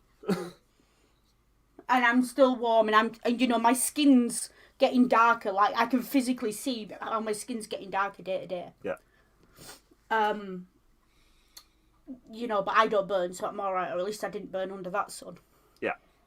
And so I walk into this gas station, rings out pumping the gas, and I said, I'm going to go in, I need to use the loo. Yeah. And there's this white woman, and she must be in her 60s, and a fella who's in his 60s as well. And they genuinely look like the kind of people you'd expect in a holiday brochure for Florida. Yeah. He looks like he's been to the Dakar store with the trousers and the jacket he's wearing is like a photographer's jacket with a million pockets on it, and it's beige, and he's wearing a white shirt and a veteran's cap. Yeah. I remember the veteran's cap, it's important. And she must have seen me get out the car. Yeah. Because when I walk in, she skins up her nose at me, and as I'm walking past her, she turns to her husband and she passes a comment. I'm not going to repeat word for word, but essentially boils down to saying, basically, that ring needed to up what kind of women they were being with, in meaning go for a white girl. Yeah. And what she called me doesn't bear repeating. Now, I heard this and I spun round. And I was about to say something to her. I realised her husband's carrying a gun. Husband's carrying a gun. Yeah. Open. I don't know if it's an open carry state or what, but I see the gun. So I'm just like, okay, you know what? I value my life. And Adam, and first, thank you, Julie. So I go into the restroom. I come back out. And, meanwhile, I finish up pumping gas and I go in to use the restroom and buy some sodas because the way I was raised, if you're using a place's restroom, you at least buy something. Yeah. So, and, I agree with that. So we buy, and it's so hot, we are drinking the sodas cold, so it's worth it. And we're buying candies, we're buying, Twisters and other stuff. Yeah. And this woman was stood at the counter now. And I didn't know this. American law says you've got to show ID to get gas. Actually, no. So here's the thing. I was currently active duty military, but while you are allowed to take military discounts, you're not allowed to ask for them. So when I go to the counter, I flash my military ID as a check to see if they did have military discounts.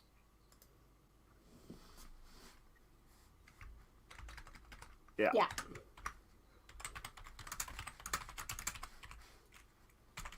Yeah.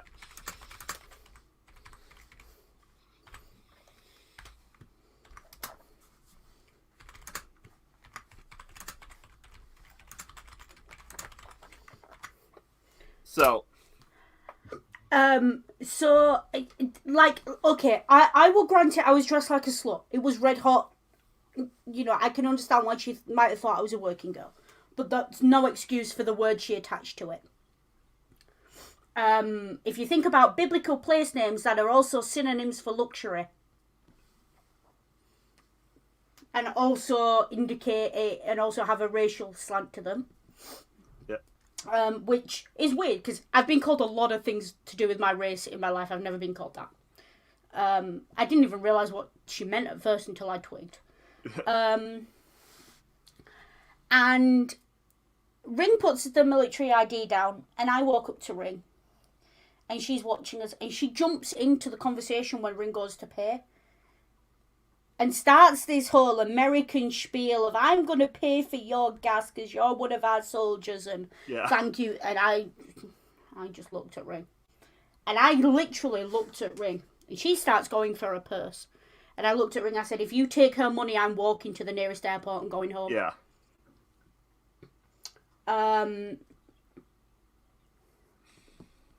And she looked at me and I looked at her. And I basically said, don't... And she's, oh, why? I said, I don't take money off racists. And I called her out on it in the gas station. Yeah. And I said, well, I don't take this racist money. If you do, I'm not getting back in that car. Yeah. Put a nose out, a joint, Ring paid, and we left. Ring, poor Ring, so confused. Didn't have a clue what I was on about. Yeah. Well, and, I had also already paid at the pump. I was literally just getting snacks for the road. Yeah. So that was interesting. Yeah. We had Illinois and then... I think that was in Missouri. That was in Missouri. Gas station. No, it was before Wall Drug. Yeah. So Missouri. Yeah. Yeah. And so we get, we stop and crash at my sister's place.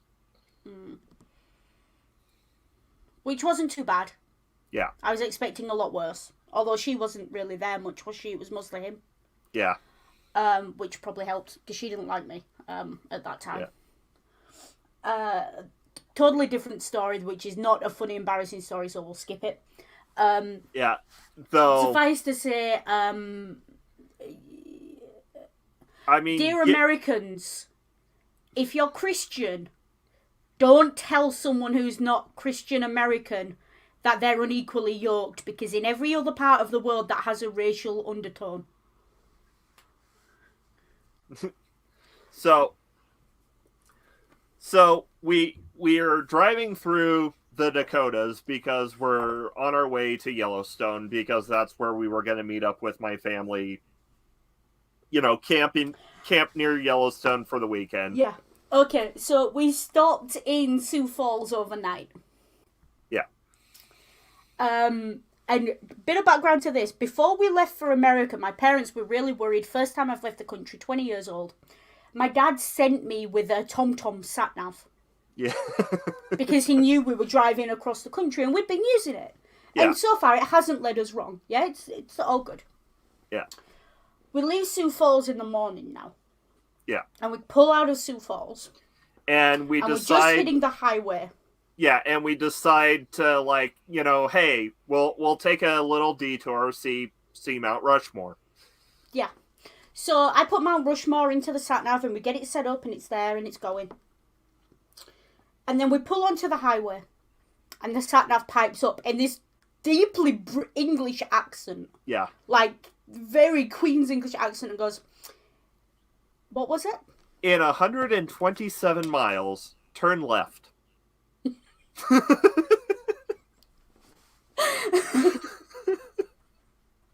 I genuinely looked at it and I was just like, if you go 127 miles in a straight line in England, you get to the sea. Yeah.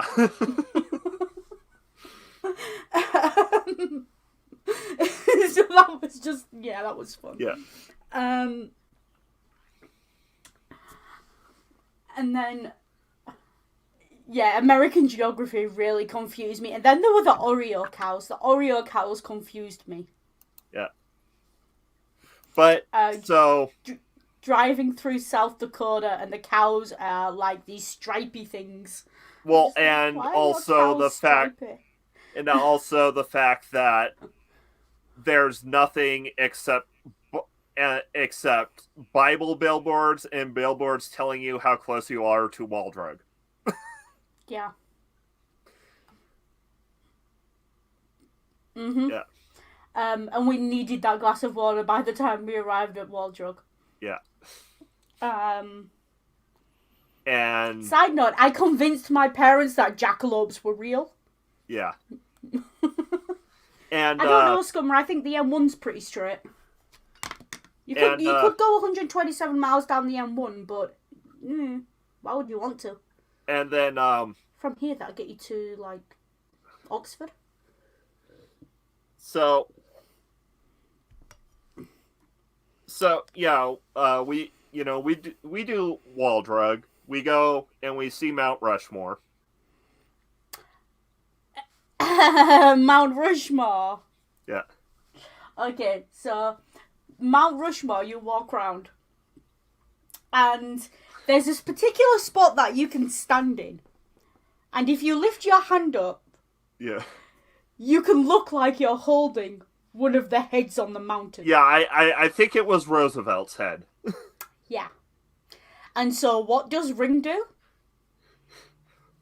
Alas, poor Teddy. I knew him well.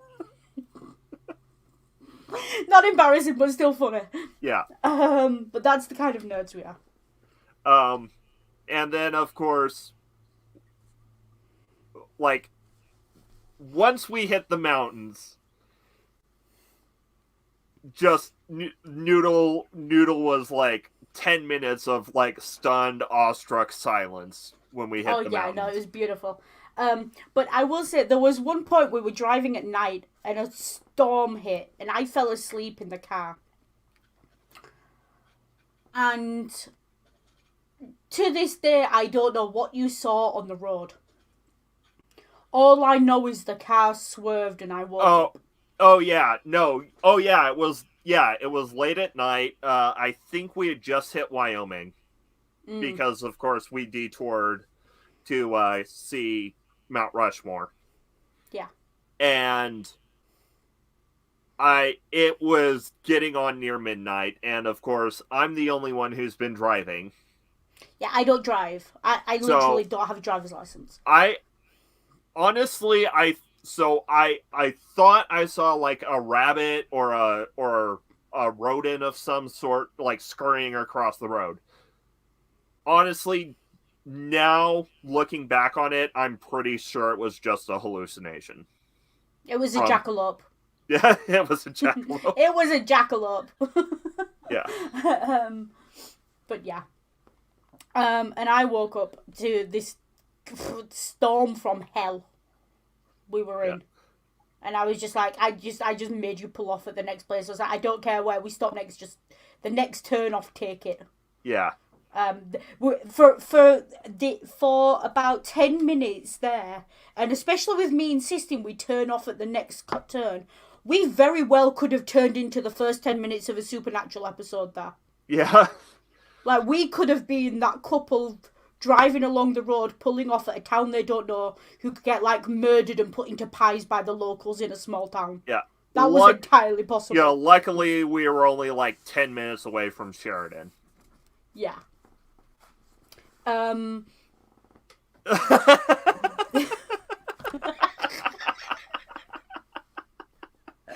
Right. And then, so eventually we get to Yellowstone. Yeah. There's a few good stories from Yellowstone. Oh, yeah. So first, there's the fact that we didn't actually go into the park itself because we just decided to chill at the campsite. Yeah. But also, while we were there, we learned that while I am not MacGyver, Noodle is definitely MacGyver. Okay, so when I found out we were going camping, I was like, no, I can't stay somewhere without a shower. Yeah. I'm a city person. I'm not a camping person at all. I've never been camping in my life. Don't know the first thing. Anything I know about camping I've seen on movies, and they happen in like high-end cabins in the woods in Montana. Yeah, like, that's what they're not this kind of camping. And meanwhile, we had like we grew up dirt poor. Our only leisure activity in the summer was occasionally going out to one of the nearby national forests and camping for a weekend. Yeah. And like in a tent, though there was also a tent trailer for some of us. Yeah. So I am expecting to be well out of my depth, and they're expecting me to be a city slicker. Yeah. Who's going to runs out the minute my makeup runs or my nail breaks or something. Yeah. And Keaton actually... Sorry. You didn't hear that. Yeah. If you heard that name, you didn't hear that name. A member of Ring's family, whom I shall not now say what their relation is to try and keep some semblance of... Yeah. Actually said they were really surprised by how I reacted. I showed up. We were waiting for Ring's parents to arrive, who were arriving separately. Yeah. But Ring's siblings were already there? Yeah,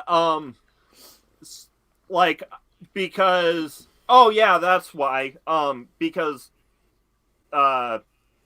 Fundy's sister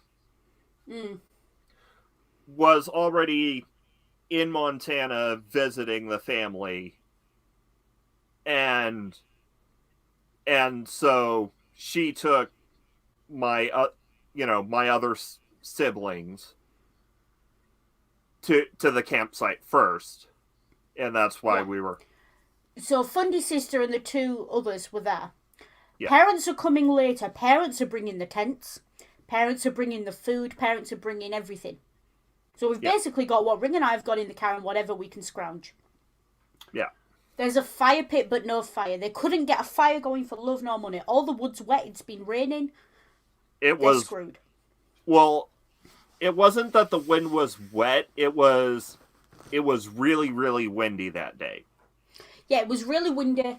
They'd managed to collect a little bit of wood. Ring had some dryer lint that they'd been saving to start a fire, but nothing's working. And I've got a Zippo lighter, so we're as prepared as we need to be. So I go off into the wood and start collecting branches and trees, branches and things, and yeah, they're shocked by that. First of all, that I did that. Just went off into the woods in my flip flops and shorts and came back with wood. And also, I think I'm setting up the tent that we bought from Walmart. Yeah. So you're setting up the tent, and I've got your sibling, and we're hunting for wood. Basically, we find some wood, we bring it back, and we can't get this fire going.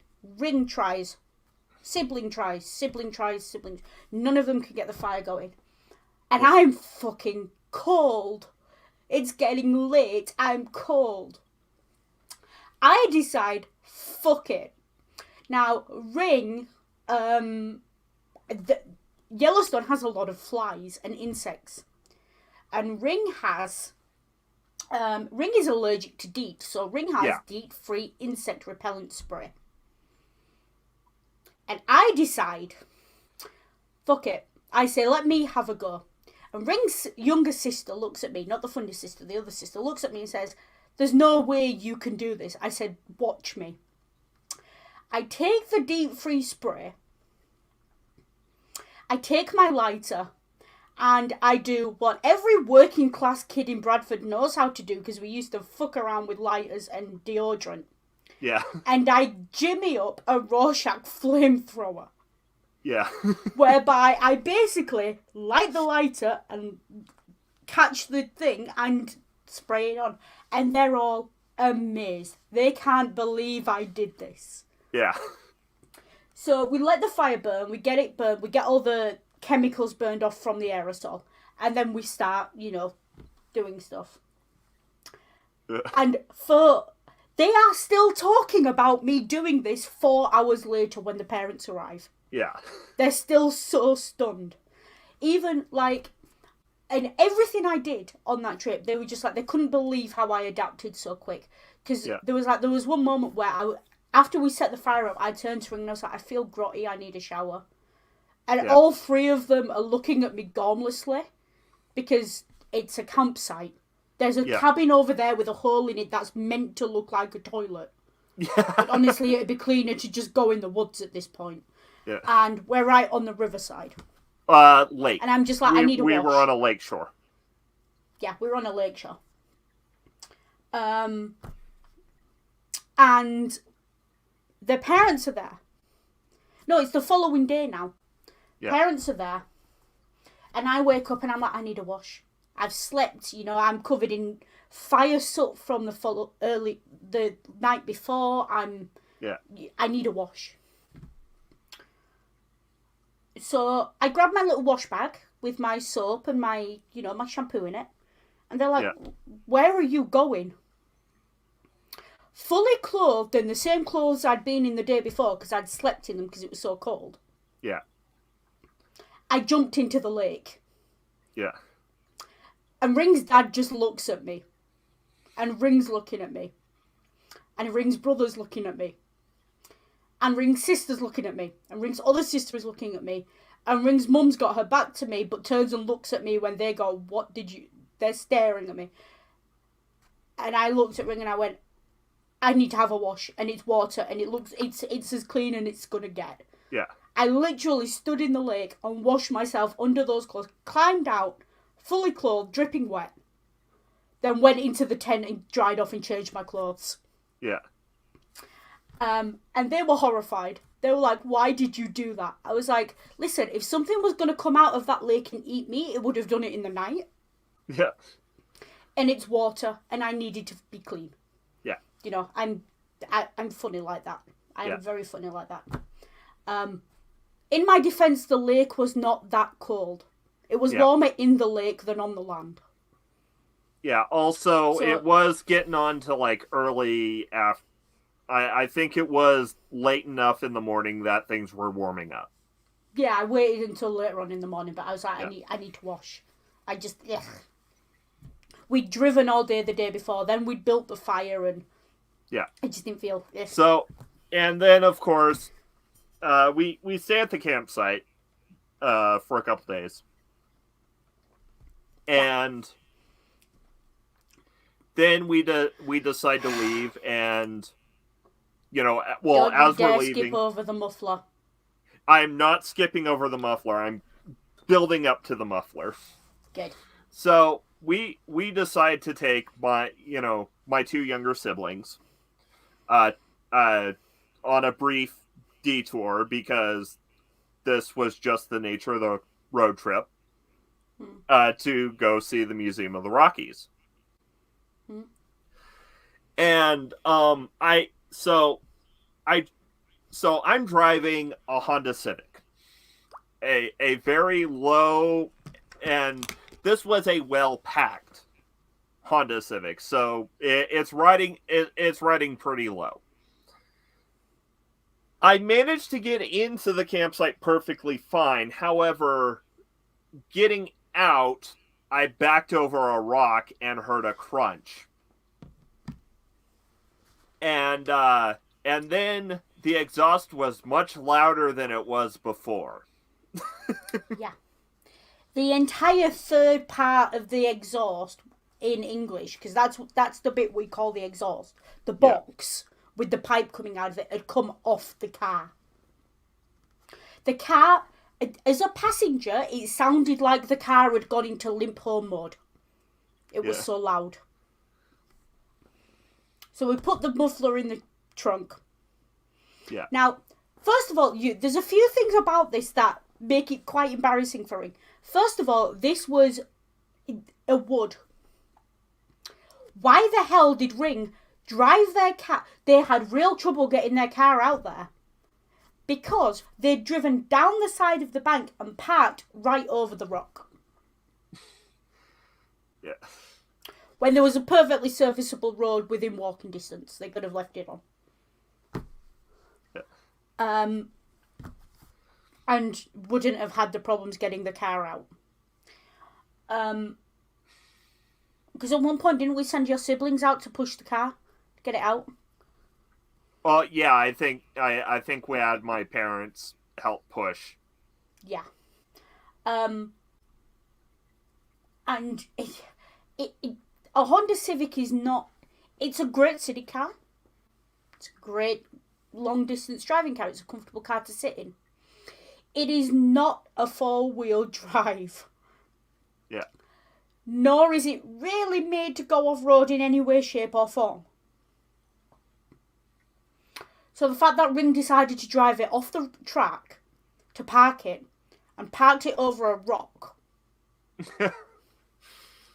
and then left it there for 2 or 3 days without it moving so it could sink into the dirt. That's why the rock caught it. Yeah. No, yeah. Wait, I can't remember. Did we take... Yeah, I can't remember if me and my mom took the Civic or one of the other vehicles when we went and got firewood in No, I think she took the other car. Yeah. Because your car was already parked and sort of there. Yeah. So yeah, don't let Ring choose parking spaces. Is the lesson from that one. And then what other stories have we got? Well, so I think the only other notable story from this trip is the big one. Yeah. So the big one is the day Ring proposed to me. Yeah. Now, and I had a brilliant idea. See, I figured that we'd have this whole kind of day out scavenger hunt sort of thing in my hometown where we do a bunch of local stuff.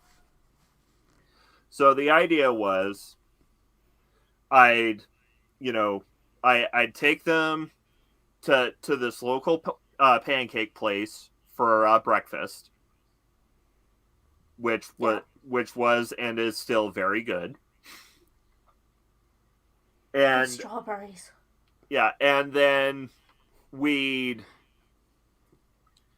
like we'd drive across town and catch the bus to go up uh to the to like several minutes out of town to near one of the small towns and float the river back into town. So I but we timed it pretty off.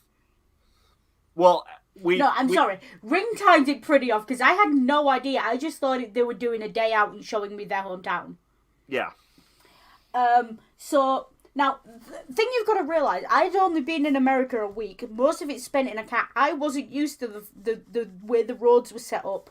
So, you know, I kept walking out into the road on the wrong side and things because I'm just not used to a drive. So we park up and Ring's gone to buy the inner tubes that we're going to float down this thing on. And Ring said to me, empty out all your pockets, leave your stuff in the car, take off your jewellery because the river takes it all. No, well, here's the thing. Well, first we time it either a little too perfectly or not quite good enough because is what I'm getting at. No, Ring went to buy the inner tubes. We park as the bus arrives. Yeah, as the bus arrives. And Ring says to me, hold the bus. And I'm like, what bus, where? And I'm looking at the other side of the road because that's what I'm used to. And totally missed the bus. I didn't even see it. And so I've just got this memory of Ring running towards me, an inner tube under each arm, flapping away as they're running. Just get the bus! Yeah. Just fantastic image. So eventually, we decide we're going to drive up there, float down, and then you're going to get the bus to go get the car back, and I'll wait in that car park for you to come and pick me up. Yeah. Because we missed the bus. So we drive up there, and we get there, and we're under this, like, bridge. Yeah. And you park the car, and you say to me, empty your pockets, take off your jewellery. And at the time, I wore a lot more jewellery than I do now. Chains, rings. Yeah. Ring said, take the lot off, leave it in the glove box, it'll be fine. So I did. I even took I had flip-flops on, my clothes, and that was it. Like, I even left my phone in there. Yeah. Because Ring said, you know, everything will get wet. Don't expect to end this dry. Cool. Yeah. Yeah. It's really important that you understand how strongly Ring stressed to me not to take anything with me. To the point, Ring said, because they needed to take their car keys with them, they took one of my hairbands, like this, and put their car keys in their shorts pockets and then tied the hairband around the inside of the pocket to make sure the keys wouldn't fall out the pocket. Yeah. Okay. We then do the trip down the river. It's all fun. It's all cool. Yeah? Yeah. Ring goes to get the car afterwards. We're a bit wet, but we're cool.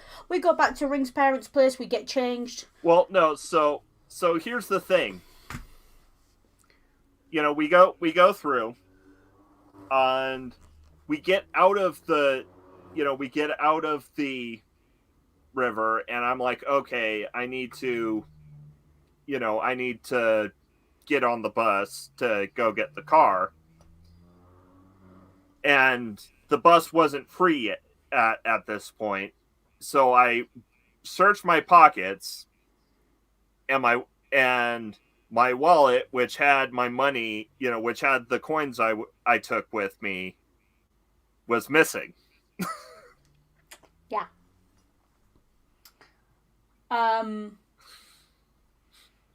So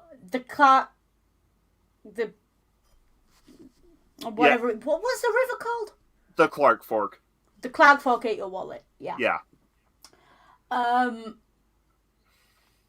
After telling me, make sure anything you take with you is well held, and Yeah. I think did I have my purse with me? Is that how we?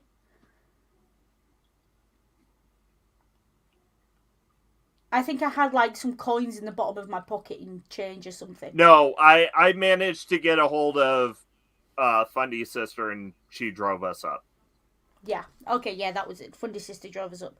Now, I'm 20, I'm not 21. And Fundy's sister is really fundy. And Ring's like, we should, buy some drinks and,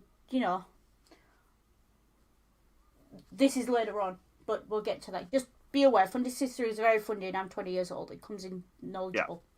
Yeah. So we get back to parents' place, we get changed, and Ring's like, well, I was going to take you to the carousel, but I've got no money, my wallet's gone. I was like, whatever. And Ring says to me, well, we can still climb to go to the M. Yeah. Which is a giant metal M, halfway up a mountainside. Well, not metal, concrete. Concrete M. Yeah. Halfway up a mountainside. Now, I am not fit and healthy, and I am asthmatic, and we are already in the mountains, and I'm already struggling. So we don't make it all the way to the end, but we're walking up towards this pathway, and there are poodles running past me. And we're not talking big poodles. We're talking like little toy poodles. Yeah, like Yorkies and shit. And I'm just like, this is embarrassing. I need to get fitter. Yeah. I never did, but yeah, we end up making it to the first switchback and just deciding to stop there. And I'm like, okay, I'm gonna go look around for interesting stones. And I turn to Ring. Ring's been talking all the way up through this. There's some really interesting stones up here and fossils and all sorts. And I'm too busy trying to catch my breath to put this together, what Ring's going on about. They're talking about, there's some really beautiful coloured stones and fossils you can just pick up here. And I'm like, whatever. Ring, I know you're a nerd, but we went to the Museum of the Rockies 2 days ago, Yeah. Didn't you see enough rocks there for you? Yeah. So I sit down on the bench. I'm panting. I'm gasping. I've got my inhaler in my hand. And Ring says, I'm going to go see if I can find some different cuts, some sparkly stones. And I turn to say, what the, what are you on? Yeah. Basically. And Ring is on one knee. Yeah. Ring is on one knee, and my jaw drops. Yeah. Ring fluffs the line. You fluffed the line. Yeah. You tried, but you fluffed the line. Yeah. And I didn't give you an answer, I just kissed you. Yeah. And made you stand up. And then you said to me, so is that a yes? And I said yes, and you put the ring on my finger. And we sat on the bench and we watched the sunset. Yeah. And took some pictures and things. And it was this ring. Yeah. It still has it. Well, of course I do. It's my engagement / wedding ring. Yeah. And Ring then rings their mum and says, can you come pick us up? And Ring's mum is in a panic on the phone and says, how come it's over so quick? Did she say no? Did something go wrong? Yeah. And all I hear Ring says, no, it's fine. And Ring's not telling their mum outright that I've said yes. Yeah. Because Ring is gormless and doesn't understand a woman's priorities in that situation when their kids just proposed to someone. Yeah. And so we get there. Ring's sister comes to pick us up. Yeah. Yeah. And I say, now I'm from England. I've been drinking since I was 8 years old. Yeah. And, I say, we should stop and grab a bottle of champagne. Celebrate. And I was even like, I'll pay for it. I know Ring's wallet's missing, I'll pay for it. Let's get a bottle of champagne. And Ring's sister, now obviously Ring's ID's gone in their wallet. Ring's sister says the words, "I don't feel comfortable buying alcohol for someone underage." Yeah. Bearing in mind she's not that much older than I am. She's only a few months older than I am. Yeah. And I just, yeah, she was awkward. She did deliberately awkward. So that's the story of our engagement. And Ring fluffing lines and losing wallets. Well, and because of this, you got in trouble with the U.S. Army. I got in trouble. My mouth got me into trouble with the U.S. Army, but not in the way you think. So... Sorry, I'm just reading Scummer's message. Yeah. How do you plan to go skiing, then break your leg before you go skiing? I can understand breaking your leg while skiing. Yeah. But okay. But yeah. So, we drive back without without any real misadventures. No real misadventures driving back. And we are, to put it mildly, sexually active by now. Yeah. We have been most of the time. And Ring actually says to me, "You're going to have to stop leaving marks on my neck, because when I get back, I'll get into trouble." Yeah. But I'd left a particular mark that didn't seem to want to heal. It's a very deep bruise. While you were saying goodbye. While I was saying goodbye. So, I come back to England. I had an entire thing of my suitcase getting lost on the way back to England, which is just... Ugh. Yeah. Don't fly United, folks. They'll lose your bags. They lost my suitcase and they broke a guitar. What more? Yeah. Not my guitar, someone else's guitar. Google it. Yeah. I get this back, and I'm back in England about 3 days, and I get this message on Facebook. "You're in trouble." What did I do? What have I done? "You're in trouble with the US Army. My sergeant says you're in trouble." Oh shit, what have I done? And Ring sends me this picture of their newly issued military ID. Yeah. Where the bruise on their neck is quite apparent. And the words, "You damaged US government property. You're in trouble." And the best bit about that is that was the last Army ID I was ever issued. And I still have it. Yeah. Ring's fundy sister didn't want us to be having sex before we got married either. Yeah. Right, let's see if I still remember how to pour a pint. Yeah. And we are going to go on a brief intermission. Because I have a tiny bladder. Yeah, you have a tiny bladder and I'm pouring a pint. This is how you pour a pint, folks. 45 degrees and then slowly stand it up as you're ready to get ahead. A perfect pint.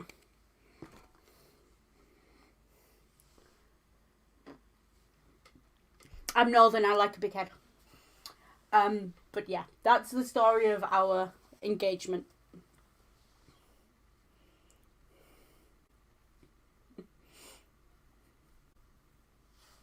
Yeah, and do you see, after all of this, and all of this stuff you've heard so far is only stuff you've heard from before Ring proposed to me, and I still said yes. Let that sink in.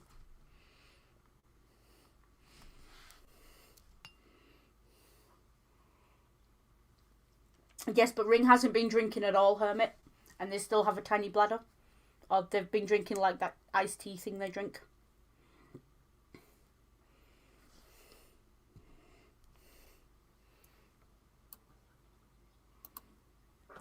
Okay. But yeah. I was just saying how all these stories are from before you proposed to me, and I still said yes. Yeah. So I might be a great MacGyver, and I might be a reasonable survivalist, but my foresight is there. Well, I mean the cooker incident was after you said yes. No, the cooker was after I said yes. As was Manchester. Yeah. But yeah. As they say, folks, love's not just blind, it's bloody stupid. Yeah. But speaking of the Honda Civic. The Honda Civic. So when Ring bought this car, first of all, Ring did something that I do not recommend to anyone buying any vehicle. Ring bought the car on the basis of its colour. No. The color was a bonus. I bought it... Would you have walked away from the car if something wasn't right? So here's why I bought it. 1, gas mileage. Yeah. And 2, price. Yeah. But here's the thing. I don't drive, but I have an electrician for a father and a working class father who taught me from a young age about cars. And obviously I grew up watching Top Gear because I'm British. Yeah. And so Ring buys this new car, which they'd bought just after being deployed.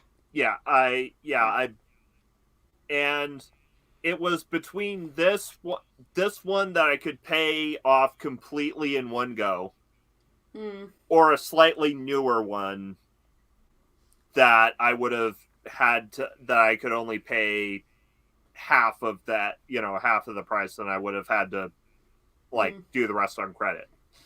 Yeah. So you went for the slightly older one. Good shot.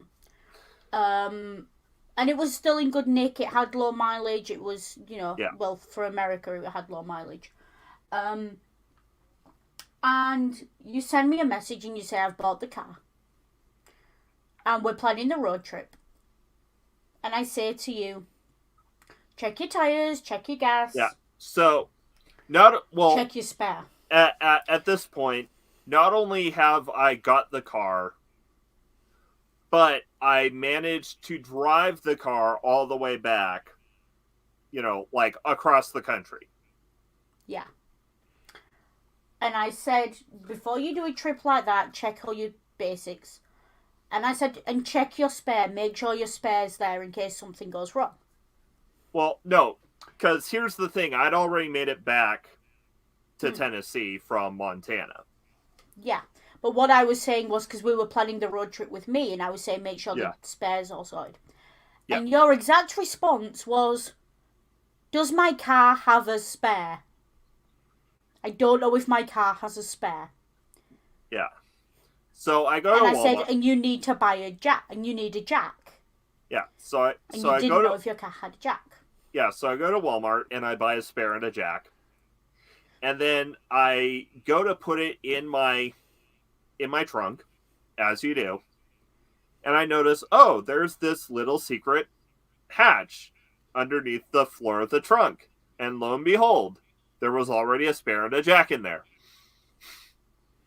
We're talking about someone who managed to pass their driving test knowing so little about cars they didn't know where to find the spare in the car.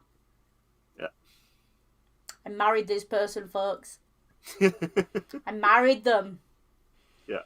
They're mine. You're welcome. And I was like, yeah, so there's that. And then there's the well, would you like to tell everyone what the registration was of that car and why? Yes.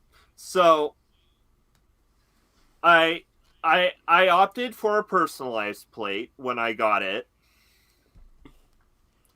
And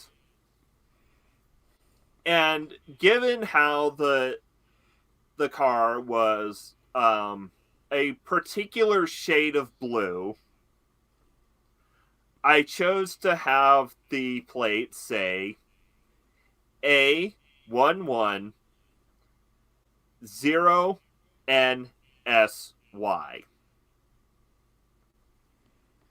I will wait for the Doctor Who fans to put that together. Yeah. So yeah, TARDIS blue Honda Civic. Yeah. I think it was on an 04 plate, wasn't it? It was an 06 Civic. I knew it was something like that. Yeah. Yeah.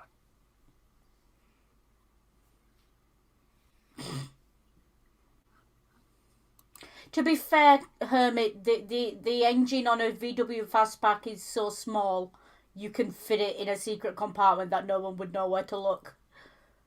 Yeah. Though there is another Honda Civic story that happened on my drive from Montana to Tennessee. Go on. Now, we had just gotten it. We had just gotten, I had just gotten it, and I was on returning from leave from Afghanistan. From being deployed. Yeah. Because you earn up a lot of days off while you're deployed. Yeah. And we're okay.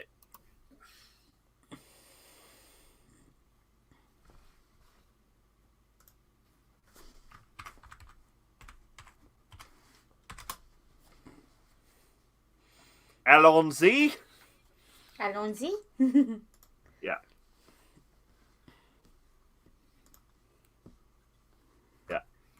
So, and of course, this is the reason why I will never stop in Kansas City if I have to drive through that area. So I hit Kansas City at about lunchtime. So I go off the road.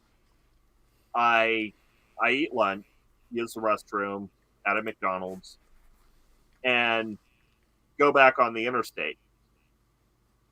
Now, Kansas City has a big 4-lane interstate, and I'm getting told by the GPS that I need to be in a certain lane, and the road signs that I need to be in a certain lane to, go where I need to go. So I signal, and I look, and it looks clear. I go to merge into the lane, and this pickup flies by me and takes off my mirror. So I turn off, I flip the turn signal the other way, and I make my way off the interstate as soon as I can, with the pickup following me, and go to, and stop in a parking lot nearby. Well, so what had happened was, while the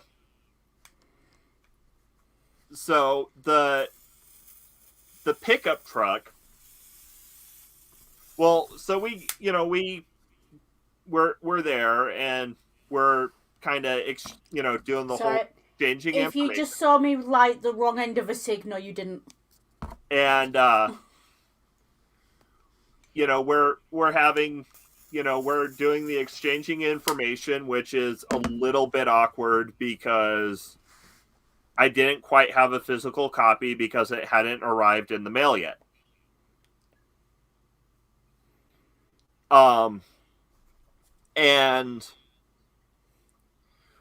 And then as we're doing so, a cop car shows up. Because turns out Mr. I'm going to blow past you and take off your mirror, called the cops on me because he thought I was fleeing the scene. Rather than I don't know what, stop in the middle of a freeway. Because why would you flee the scene when your car was the one that was? Yeah. So yeah, like he had like maybe a scratch on like what on the bumper. Because we're talking a big like Ford pickup. And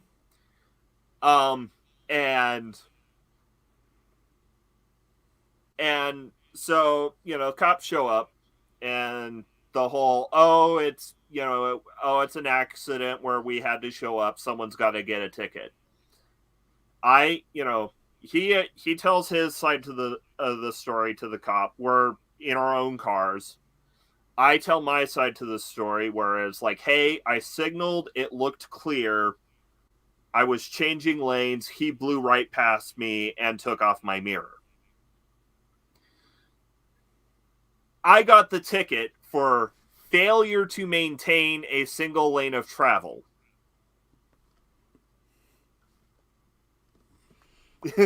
That's the kind of ticket I expect a biker to get, not someone in a car. Yeah. That's the ticket you get for lane splitting on a motorbike. Yeah. Not changing lanes in a car. Yeah. Which is ridiculous. But yeah, that is why I will not stop in Kansas City no matter what. Valid. What other stories have we got? Not quite an embarrassing story, but I did remember the one thing that happened on the road trip back. Yeah. So we were about in Tennessee, almost back to the town outside the fort where I was stationed. And this asshole, we're doing the speed limit, and for the past half hour, or past couple hours, like 90 miles worth of travel, this guy will blow by us, and then slow way down, and then blow by us, and then slow way down. Like, we'd passed each other, 10 times?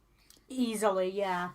And so we say, so I turn to or either I turn to Noodle or Noodle turns to me. But one of us says, I wonder if he's compensating for something. And then because he was in a big friggin' and then he blows by us again. And we look. And he has a Texas license plate. It's like, yep, he's definitely compensating. Yeah. I think my answer was, I think he's compensating for his lack of ability to recognize women as human beings. Yeah. So, yeah. There was that, and then... Okay, so... When Ring was over here, I had a works Christmas do. Now, I brought Ring along, as you do. And it's a night thing, it's a meal, it's a party, it's music, and it's in a hotel. Yeah. And I think it was it was about the 15th of December, wasn't it? Snow on the ground. Yeah. Now, Ring is confused by British weather. Ring is very confused by British weather. Because what we call a heat wave, Ring calls, oh, I need to wear shorts. And what we call snow, Ring calls heavy rain. Yeah. And Ring is very confused by British weather. Yeah. We are a lot more temperate, but we're a lot less able to get things sorted. Yeah. And we went to this party, and Ring's in a suit-ish, shirt and trousers, wasn't it? Yeah. And I'm in a sparkly dress, it's a good night out. Yeah, I think it was, black shirt, black trousers. Yeah. And you know, everyone at work, I talk about Ring a lot at work. So they're all excited to meet Ring, and Ring's chatting away. Now, Ring's not a big drinker. I've warned everyone at work about this. Don't offer Ring a drink. They'll say no, don't be offended. Because you know what Northerners are like. We basically make friends by buying you alcohol. And, so at this point, this is after I'm out of the military, so I already have my epilepsy diagnosis. Yeah. Also, I am, like, calling me a lightweight would be an insult to lightweights. Yeah. Like, half a pint and Ring's starting to go. No, 3 chocolate liqueurs, and I'm gone.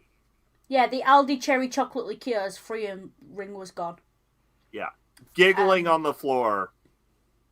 I think I have that video somewhere.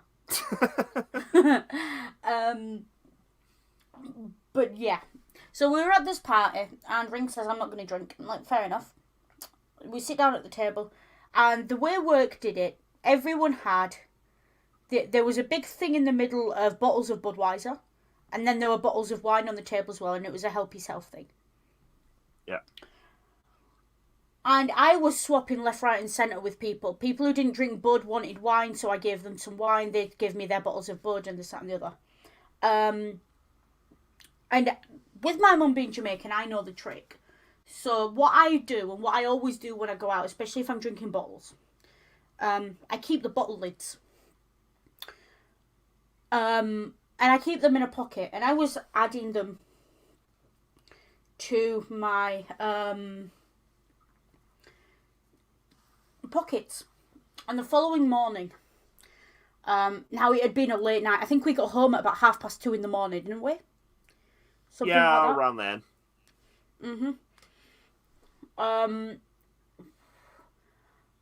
And I came home with half a bottle of wine in my hand. I finished it in the taxi on the way home. Yeah. Following morning, I wake up and I have got a banger of a hangover. I mixed beer and wine. And I had spirits later on in the night as well. Yeah. And Ring says to me, Ring's really nice. Ring is really sweet when you've got a hangover. Ring made breakfast. Ring made coffee. Ring was looking after me. I needed it. And I was hanging out about it. Yeah, see that's why you married me, is because I'm sweet and considerate. Yeah. That's why I married you.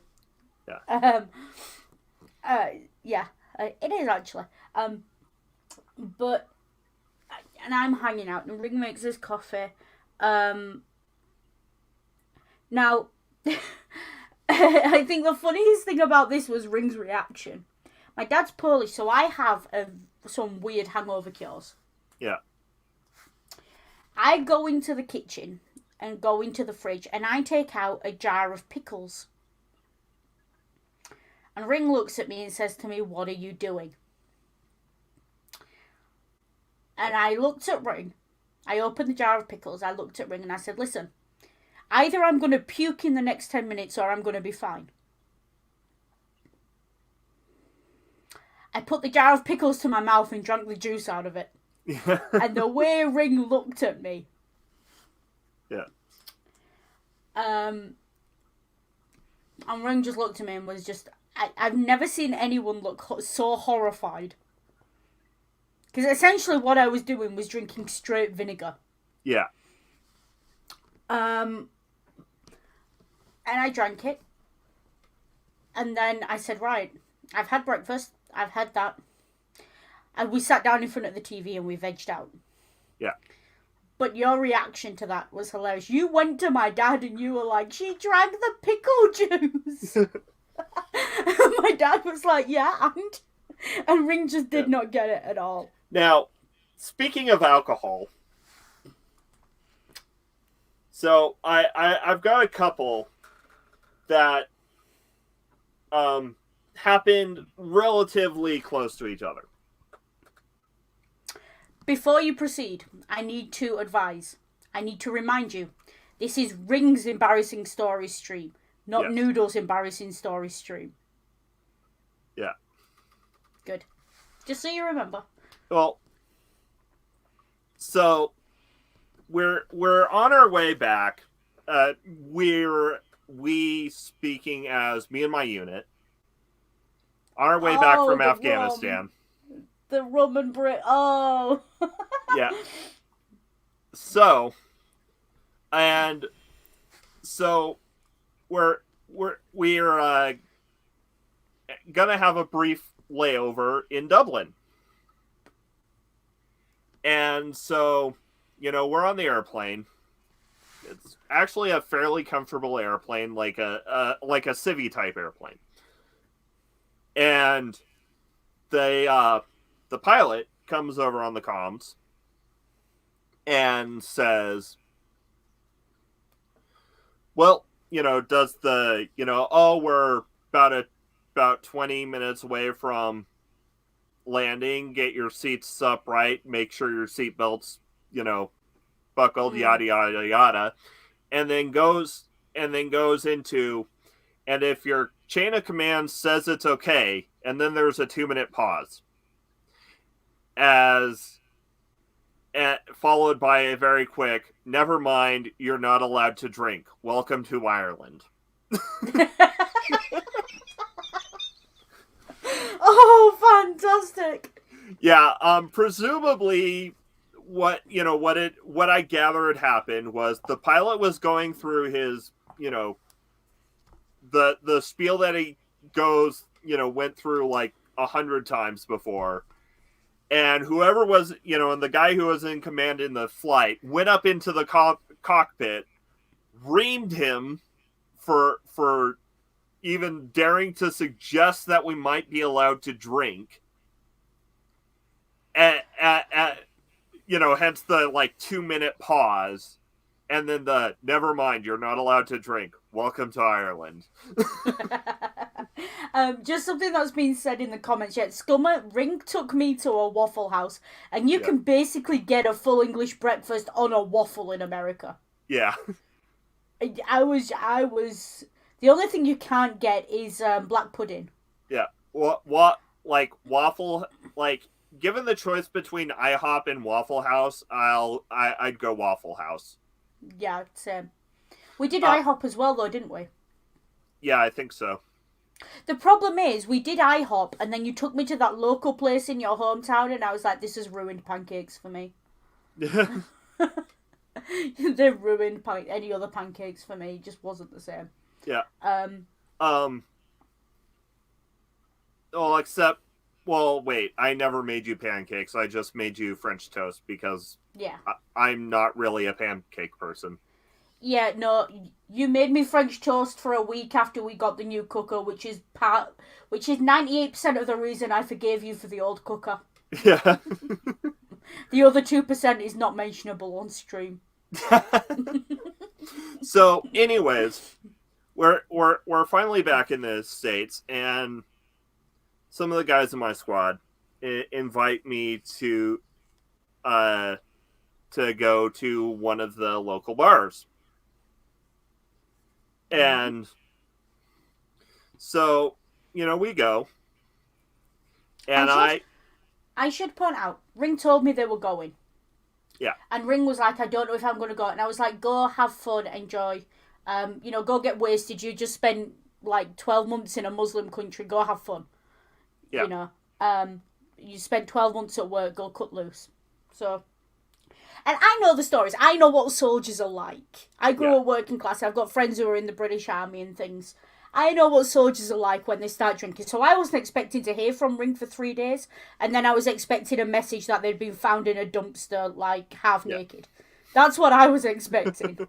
Somehow Ring managed to top my expectations. Well, I mean, in some ways, this is tamer. Yes, but... it's so you that it tops what I was the generic thing I was expecting. So we're given, so it's there's someone buys a round of beer, and I drink about half of mine. Not really a beer drinker, and and I start getting rum and cokes because I like rum and cokes. Well, Yeah. at that point, I decided, hey, I'll try a rum and coke, and then I decided that I like rum and cokes. Yeah. Um. So I'm kind of enjoying the rum and cokes. And someone like had gotten a glass of Fireball and had given me a sip out of it, and and and this particular bar had a dance floor, and it started playing some like high tempo uh country music because we're an hour away from Nashville. Of course, they're going to be playing country music. I start breakdancing. After 2 rum and coke and half Yeah. a pint of lager, Yeah. you start breakdancing. It takes more than that to get me to do karaoke. Well, to be fair, I'll do karaoke sober, but I won't do it drunk. Yeah. Valid. But anyways, I get so I do a bit of breakdancing, and I start and the alcohol starts hitting me. So I go sit in the bathroom for a little bit, try and feel better, and I'm kind of queasy and just kind of sitting off to the side now because of how queasy I'm feeling. And I'm like, yeah, maybe I should go out and get some. And like out as I'm talking with like whoever, I throw up. um, and of course, because I had thrown up, I had to get the bar couldn't let me in anymore. So I settle my tab, and some of the guys call me a cab. I get back on base, and I can't remember if I crashed and then messaged you or messaged you then like crashed. No, you messaged me then crashed. Yeah. So yeah, this is what we mean by lightweight. See, this is the thing you don't understand, Ring. Yeah. They didn't kick you out because you threw up. They kicked you out because you threw up on the dance floor. Yeah. If you're gonna throw up, you go do it discreetly in the restroom. Yeah. Yeah. Just pro tip. But yeah, these are all Ring's embarrassing stories. Yeah. Do we have any more? I mean, aside from like your family members, but you're not responsible for that. Well, I mean, also on New Year's Eve, I did. When I spent New Year's Eve with you, I also threw up. Yeah. Again. Yeah, well, and that was wine and rum and coke. Yes, but again, Yeah. Wine and rum and coke. You had wine with lunch, because we had a full lunch, as we always do. And then you were having rum and coke. But again, you didn't drink that much of it. Yeah. Which was weird. And also, it was like I'd have one rum and coke, but I'd keep topping it off with coke. So it was coke. Yeah. Well, yeah. Over the course of the night, it became coke, and then I had another rum and coke. Yeah. Which slowly became coke again. Yeah. So yeah, Ring is a lightweight. Do we have any others, or are we nearly done? I think we're nearly done, aren't we? Yeah. Also, like if I remember right, and I may not be remembering right, but I get I get very cuddly with you when I'm wasted. Yeah, you do. You get very cuddly, but very honourable. Oh, one night we were drinking in here. We were here, right? We were at home. And we'd been drinking. Must have been Christmas or something. No, I think this was while I was on leave. No, we were here. Oh, yeah. And I became a little bit more cuddly than, you know. I was drinking whiskey and it was making me a little bit frisky. Yeah, that. And this is kind of adorable, but I know the way I tell it will make Ring blush. This is adorable. So we sat there and we were watching movies and I was all over Ring. And Ring literally, no word of a lie, knocked me back because they thought I was too drunk. And I was just like, okay, now you're taking the mickey. Yeah. Because I was not drunk, folks. I was just happy and yeah. Yeah. And the following day, I remember the conversation the following day. Yeah. And I was like, what were you doing? And you were like, I can't, not when you've been drinking. And I was like, okay, but drinking doesn't mean drunk. Yeah. And we had to have that entire conversation because your weird, fundy family just American PowerPoints, American Army PowerPoints. Yeah, so yeah, that's why I'm pretty sure it was one of the times I was on leave. Because under UCMJ, if any alcohol is involved, there is no consent. And I was still under UCMJ at that point. Okay. No, you weren't under UCMJ. Because I was living here, you'd already well left the army. Well, maybe it happened a couple of times, because the time I remember, I was still in the military. Quite possibly, yeah. Yeah. That might have been in Leicester. Yeah, that's First what I was thinking Leicester, while we were... Yeah, that's while we were in your flat in Leicester. Oh, do you want to tell the Domino's story of Leicester? I don't remember it. The story of the walk to Domino's and those lads who I nearly got into a fight with while we were going for pizza. We're walking and we're holding hands and these lads, you know, making inappropriate comments. And I'm in my home territory now. Leicester is where I went to uni and that's where we were for a while. Yeah. And I started with these guys and you were just stood there and these guys. And I don't think they realised they weren't expecting me to bite. Yeah. They obviously looked at us and thought, big bloke, girl, he's going to say something. And when I swung round and bit in my thick Yorkshire accent, yeah, I scared them off with the power of my voice. Yeah. So yes, I do know that I'm scary, folks. I just try not to be. What other stories have we got?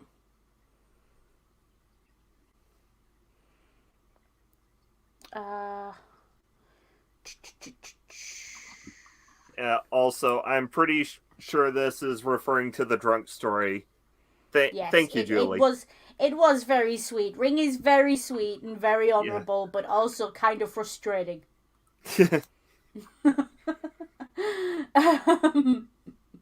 Yeah. So that was fun.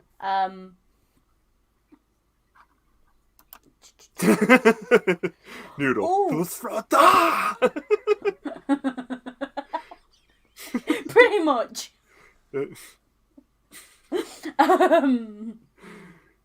I think I even scared you that day, to be fair. Yeah. And then we walked into Domino's and you were going to buy the pizza, but your bank card wasn't signed and the guy was just being weird. Yeah. And then...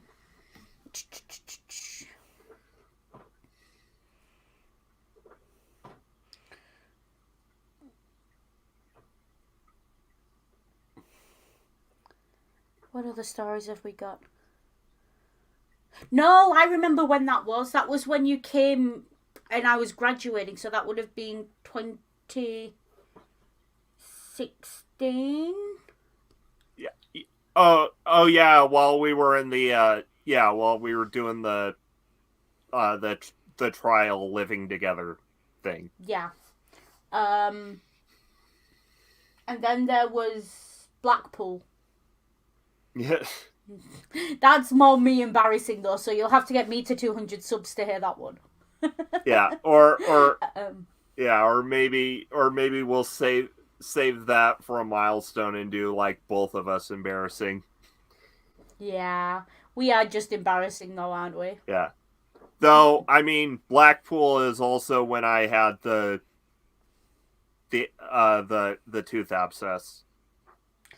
Yeah, But that's not not really that's embarrassing. just It was sad. more just sad. Sad and painful. Yeah. Um, let's see. I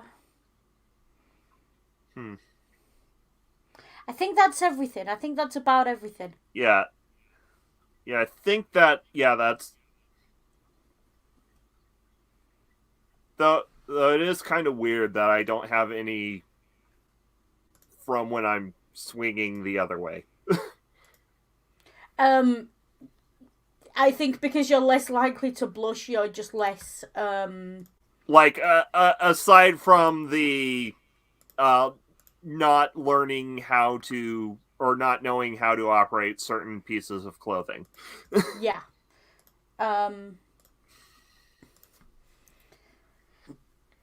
Oh, there was there is the smooth legs story. Yes, but the smooth leg story is also the cold feet story. Yeah. No, I mean the smooth legs story where I snuck off to the bathroom and you were trying to figure out why I was in the bathroom for so freaking long. Yeah, you were in the bathroom for like an hour, and I was just like, "What are you doing?" Yeah. And then I walk in and you're shaving your legs, and I'm just like, "That's not how you do that." Yeah. So yeah. To be fair, it was the first time. Yeah. In your defense, it was the first time. You didn't do a bad job.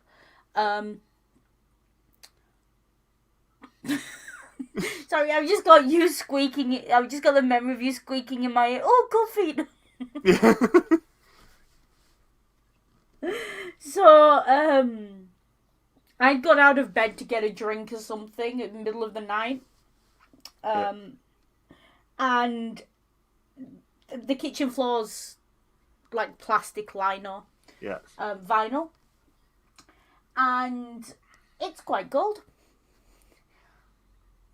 And so Ring's curled up in bed and half asleep, and I've got up. And Ring was so asleep they were snoring. It was adorable. Yeah. Yes, you do snore, but not much. It was adorable. And so I come back to the bed. And I'm cold. And I jump into the cover. And I pull the cover over. And something in my brain says, "Ooh, warm." Yeah. And so I put my feet against Ring's leg. And all I hear is this yelp. And, "Oh, cold feet!" Yeah. And you went from dead asleep to, like, just honestly. Yeah. And that was funny. Yeah. And you grabbed hold of me at the same time. Like, what are you doing?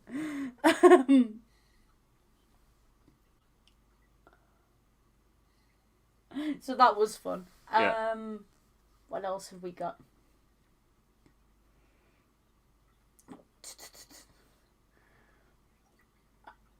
Yeah, I think that's about it. I think that's about it, yeah. So we've thoroughly embarrassed you. Yes. So you know what it is, don't you? This is the equivalent of your Catholic confessional. Yeah. This is your penance. Yeah.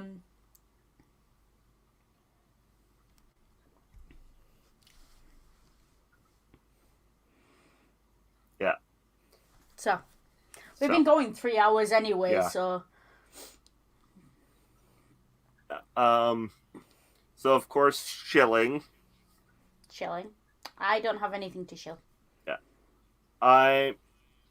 Time to be determined, which needs to be set in stone pretty soon because it's next week. I love how I'm drinking, but you're the one talking like you're drunk now. But time to be determined. I am going to be on Phoebe's channel on the 1st. And then on the 2nd,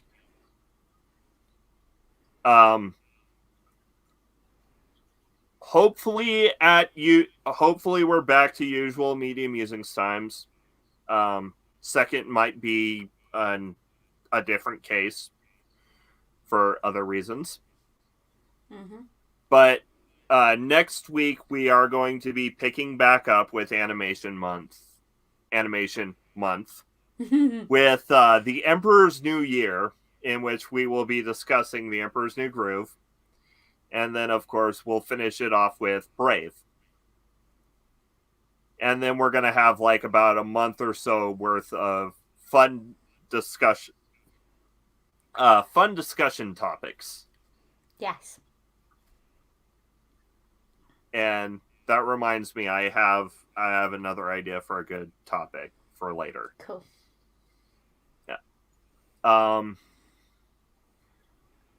And so let's see. And of course, secular D&D may or may not be on next week, depending on what time the stream on Phoebe's channel is. But it should be back to business as usual because I'm finally out of peak, thank God. Yeah.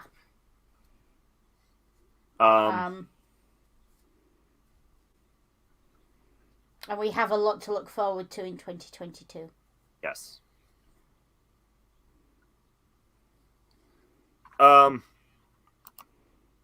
So I'm not sure if we're playing D&D on New Year's Day. Because like I said, that's also the day I'm scheduled to be on Phoebe's channel, and I don't know what time that will be.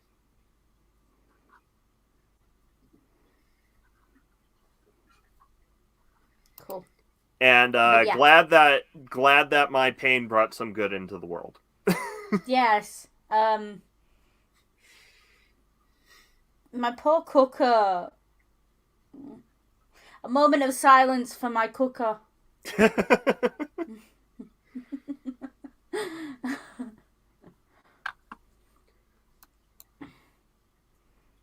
Okay, so favorite moon in our solar system. I think the first one that came to my mind is Ganymede, but that's probably because that's the one that's most stereotypically, hey, we've got a colony there in sci-fi. Yeah. Yeah. Don't laugh at the loss of my Cooker.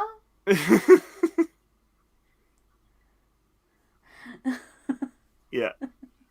I can laugh about it now. I wasn't then. I was well irritated. Yeah. And to be fair, not to be fair, but like I said, luckily, my less luckily, my genes weren't damaged. More luckily, my knee wasn't damaged. Yeah. That knee's been through a lot. I feel like it needs its own personal insurance. To be fair, I'm not sure if it was the same knee that had the abscess. Okay, we need to insure your knees in general.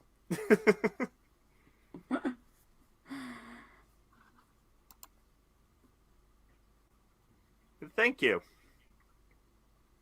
But with that, we'll move on to taglines. Cool. Well, as always from me, take care, be good, and if you can't be good, remember, don't be like Ring. Use your noodle. And remember, indoctrination is a hell of a drug.